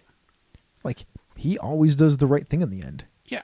I almost question how much of a scoundrel Han Solo really is. Like, Oh, sure. I mean, sure he murders Greedo. That part is true, right? Like he just murders Greedo. Well, But short of murdering Greedo, what other terrible things did Han Solo do? well, after he joined up with those folks, not many. None. I mean, I think they established he did terrible things to the Empire, Sure. but that's okay because they're space Nazis. Oh yeah, that's legit. We don't Totally. mind. We don't mind doing terrible things to space Nazis. Yeah. No, I mean, listen. That's once you're declared space Nazi, you are free game. Yeah. Oh man. That's what makes it legitimate. Like you're like, well, no, we can murder all those people in that space station because space Nazi. Yeah, that's right. Yeah. Absolutely. All right. So yeah, I guess I don't know. He went on to say, "Am I overthinking this? Is this something that is more prevalent in my local gaming communities rather than widespread? Some of this is kind of unformed, but I'm trying to refine what I'm getting at a bit." So Rob Rosado just posted in the chat room. He says, "I don't think it's about being bad. I think it's about an anti-authoritarian thing." That's probably actually a good. That's me. Like I have an anti-authoritarian thing all the time. Oh yeah. Like I don't like society or the structure of it or anything like that. Like I have a problem with it in a lot of ways. I tend to play characters, and I think Bob can attest to this. I tend to play characters who are somewhat in control and refined, and then at some point they just fucking lose it. Like, Sure. Do you remember my Urban Ranger? Yep. We were in this negotiation with this crime lord, Yeah. and it went about 5 minutes of discussion, and I just pulled my axe and like cut his desk in half. I was like, well, we're done talking. Like, we tried negotiating. This clearly isn't working. Now it's murder time. Yeah. Like. Yeah, I like games, anti-authoritarian. But yeah, I do too, but not in that way, right? Like, I guess like in that case, the crime lord was the authority. Well, yeah. Like I was just sick of having to negotiate, and I was like, nope. Now we're doing it my way. Yeah, I don't have a problem with negotiation. So, I like stories that have friendship. I like stories that have I like love stories. Like I just do. I also like all the action pulpy stuff too, like the two-fisted pulp stuff. Those are like my 3 favorite things in storytelling. Like, in one of my D&D games, I always encourage or there was a relationship between 2 characters that grew like over the course of many sessions organically. I thought that was great because it happened in a D&D game. Like how often does that happen in a D&D Sure. game? Yeah, right? absolutely. The relationship between Tony's character and the Gollum girl.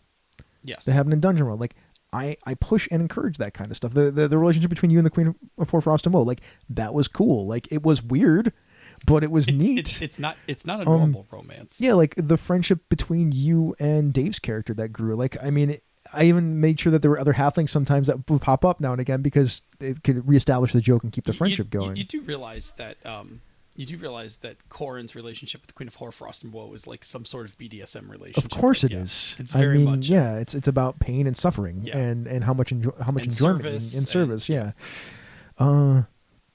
Yeah, those are the things in stories that I like because I think those are the things in stories that a lot of people actually do like. Like the action is cool, but those other beats are important too. They can't just be we're all a bunch of terrible people, because that's a problem. And those are the things that I like. Those are some of my favorite beats. I also like mysteries. So you find that a lot of the games that I run, I like mysteries, friendships, that can be romantic in ways, and high action. Like those are my gaming beats. Those are the things I push in storytelling. I said this vision of you running the My Little Ponies game because all of those things fit. I could right run. on, I could actually run a pretty friendship, effective. Friendship is magic, man. Friendship is magic. Let's discover this mystery. Like, yeah, no, you Cool as long as there's sniper rifles and Uzis. Yeah, I on the other hand am like not like that. No, you're not. You want people to be terrible to each other. I don't know what's wrong with You me. actually like sitting there at the game master spot and encouraging people to be terrible to each other, Not to each other, to NPCs. and sometimes to each other. I'm not completely high on PvP. I do like, so because I love crime stuff. Yeah, I mean, doing terrible things to NPCs, sure. I'm not talking about torture porn, but I'm talking about like double crosses and stuff like that. Yeah, absolutely. Like, Yeah. I like that stuff. Anyway, Yeah. that's good. So Yeah. I don't have that experience then, I guess, because of how I like to play games. Yeah, I mean, it's why there are a number of games that we do actually play well together, but then there are a handful of games that you enjoy less that I like to run, like The Hood and Cartel and things like that, like that are slightly more terrible. Yeah, and I would actually probably be fine running them because, I mean, I would push some more of those friendship aspects and the relationship aspects while the horribleness was still going on. But that's just me. Like, that would be my tone of the game, I guess. All right, well, that's that. Let's move on to Patreon shoutouts because we're running long and it's almost 11 o'clock already. Holy Lord. Yeah, All right. we should hustle up so we can have an after show. Yeah, so. Larry Hott, thank you so much for being a patron. Eileen Barnes and Brandon Barnes from the Graphic Novelty In the Podcast. chat room. In the chat Yeah. room. Oh, that's awesome. Stacy Winters, thank you so much for being a patron of Mr. Director Mark Productions. We appreciate it. And David Walker, our favorite weight loss challenge. I mean, if you don't mind the term cheerleader, I'm going to use that cheerleader because you are cheering everyone along and Yep. our motivational speaker. There we go. No, you know what? I'm okay with cheerleader. It's okay. It's 2016. Cheerleader I mean, is fine. Yeah, I mean, I'm down with cheerleader. I just No gender bias on that one. cool. I'm good for it. Like, Cheerleader it is. I wasn't even thinking of it from the gender bias point of view. I was thinking of it from more like that cheerleader thing still gets that ditzy stereotype, regardless of male or female. Agreed, but clearly not the case in David Walker's. Clearly not. Clearly. Yep. Clearly not. Tell me some stuff else going on in the network. Oh, wait a minute. Got to do the thing. Haha, the Super Friends of Podcasting. All right, so on Pandas Talking Games, there was the live show that released. So you folks from Acadicon, It panned up. Panda up, which in December, in like 2 days, I will release the YouTube video to everybody. So if you want to see Sweet. Phil and Senda in their panda outfits, you can. It's that live recording is awesome in that, let me tell you, the quality, the caliber of audience in there is Pretty great. It's pretty incredible. Yeah. Listen carefully to who's asking questions during that episode. I gave Merwin an episode off and brought Wayne on because we speculated on the next seasons of D&D. Yeah. Because I can't ask Had to Merwin that put question. Sean into the cone of silence. I did. Because his comments would have been no comment. Yeah, or he smirks and you're like, aha! Yeah. We've put the Mad Wizard Merwin in the soundproof room. Did you put him in a magic jar? No, because he's an Alhoon. Oh. I mean, I can't magic jar him because his soul's in a phylactery. Because, you know, Did you get him a phylactery? Alhoons are liches, and you know what liches love. Witches love phylacteries. I don't get the joke. Somebody's going to tell that story at some point. All right, anyways. All right, not on this mic. And on Advantage to Insight, Wayne sat down and chatted with Christian Serrano all about Sexy Sharn. voice, Serrano. Sexy voice Christian Serrano. Or, I'm sorry, Christian sexy voice Serrano, all about Sharn. And they did their first of 3 parts on Sharn. That was pretty much everything that came out, I think. Oh, Threats from Gallifrey was off this week. Okay, That's right, because of Thanksgiving. sure. Yeah, that's it. That was all. Gaming and BS. So did you listen to Chain of Command? No, and since we don't have That a lot was- of time to talk about it, yeah. Chain of Command is one of those things that I got some feels about. I listened to their last week's episode, which is Gods in RPGs, and the discussions that went on before they got to their topic from their community chatter stuff was far more interesting than the topic on gods. Like the topic on gods was fine, but man, Yeah. they had some really good discussions Did they? in the previous thing, and I can't like that's starting to become a better part of their show than their actual topic, which I'm fine with. Like I like when they get chatting with the people because the people are bringing interesting questions. Yep. I didn't listen to She's a Super Geek, did you? I haven't yet. It dropped onto my phone. They played The Witch is Dead. Yeah. And I hear apparently they did a bunch of terrible things to the gnomes. That's what I heard. I heard some apologies to John Arcadian on the Slack channel. Yeah. So some things happened. Which means that maybe other things happened because they said I guess apparently they apologized to the gnomes of Gnome Stew. Yeah. So I don't know. Maybe I died again. I seem to die. I feel like we die every once in a while on that show. I die a lot. On You that do show. die a lot on that show. Yeah. Holy Lord. Talking Tabletop. I haven't listened to Talking Tabletop yet. It came out today. They had Dan from Fear the Boot was on. Yep. And there's a Satanic Panic special that Yes. came out. I mean, I listened to a bunch of other podcasts, but we're running out of time, so we're not going to do that. I did too, but we'll skip that. And you want to just mosey right into the finale? Or Yeah, let's do that because then we'll talk to them in a second. Okay. So everyone, thanks so much for listening. If you are free Tuesday evenings, 8:45 p.m. Eastern, 6:45 p.m. the Queen's time. You you're are welcome. Come join us live on Twitch, where you can chat with our other awesome, and I mean awesome, listeners in the chat room for life, and occasionally ask us some questions. Oh, absolutely. If you cannot make it to the live show, check out our podcast each week wherever you get your podcasts, and take a listen to some of the other shows in the Misdirected Mark Network, such as Down with D&D, Threats from Gallifrey, Advantage to Insight, Pandas Talking Games, and Cypher Speak, which is on a monthly rotation now with Darcy and Troy. You can and should also check out some of our brother and sister podcasts. She's a Super Geek, Talking Tabletop, Knights of the Night, and the always amazing Gaming and BS. When you are done, by all means, please leave us some complex feedback. You can reach us directly, Chris at misdirectedmark.com. That's me. Phil at misdirectedmark.com. That's him. Bob at misdirectedmark.com. He's over there. Go check out our Facebook group. Mm-hmm.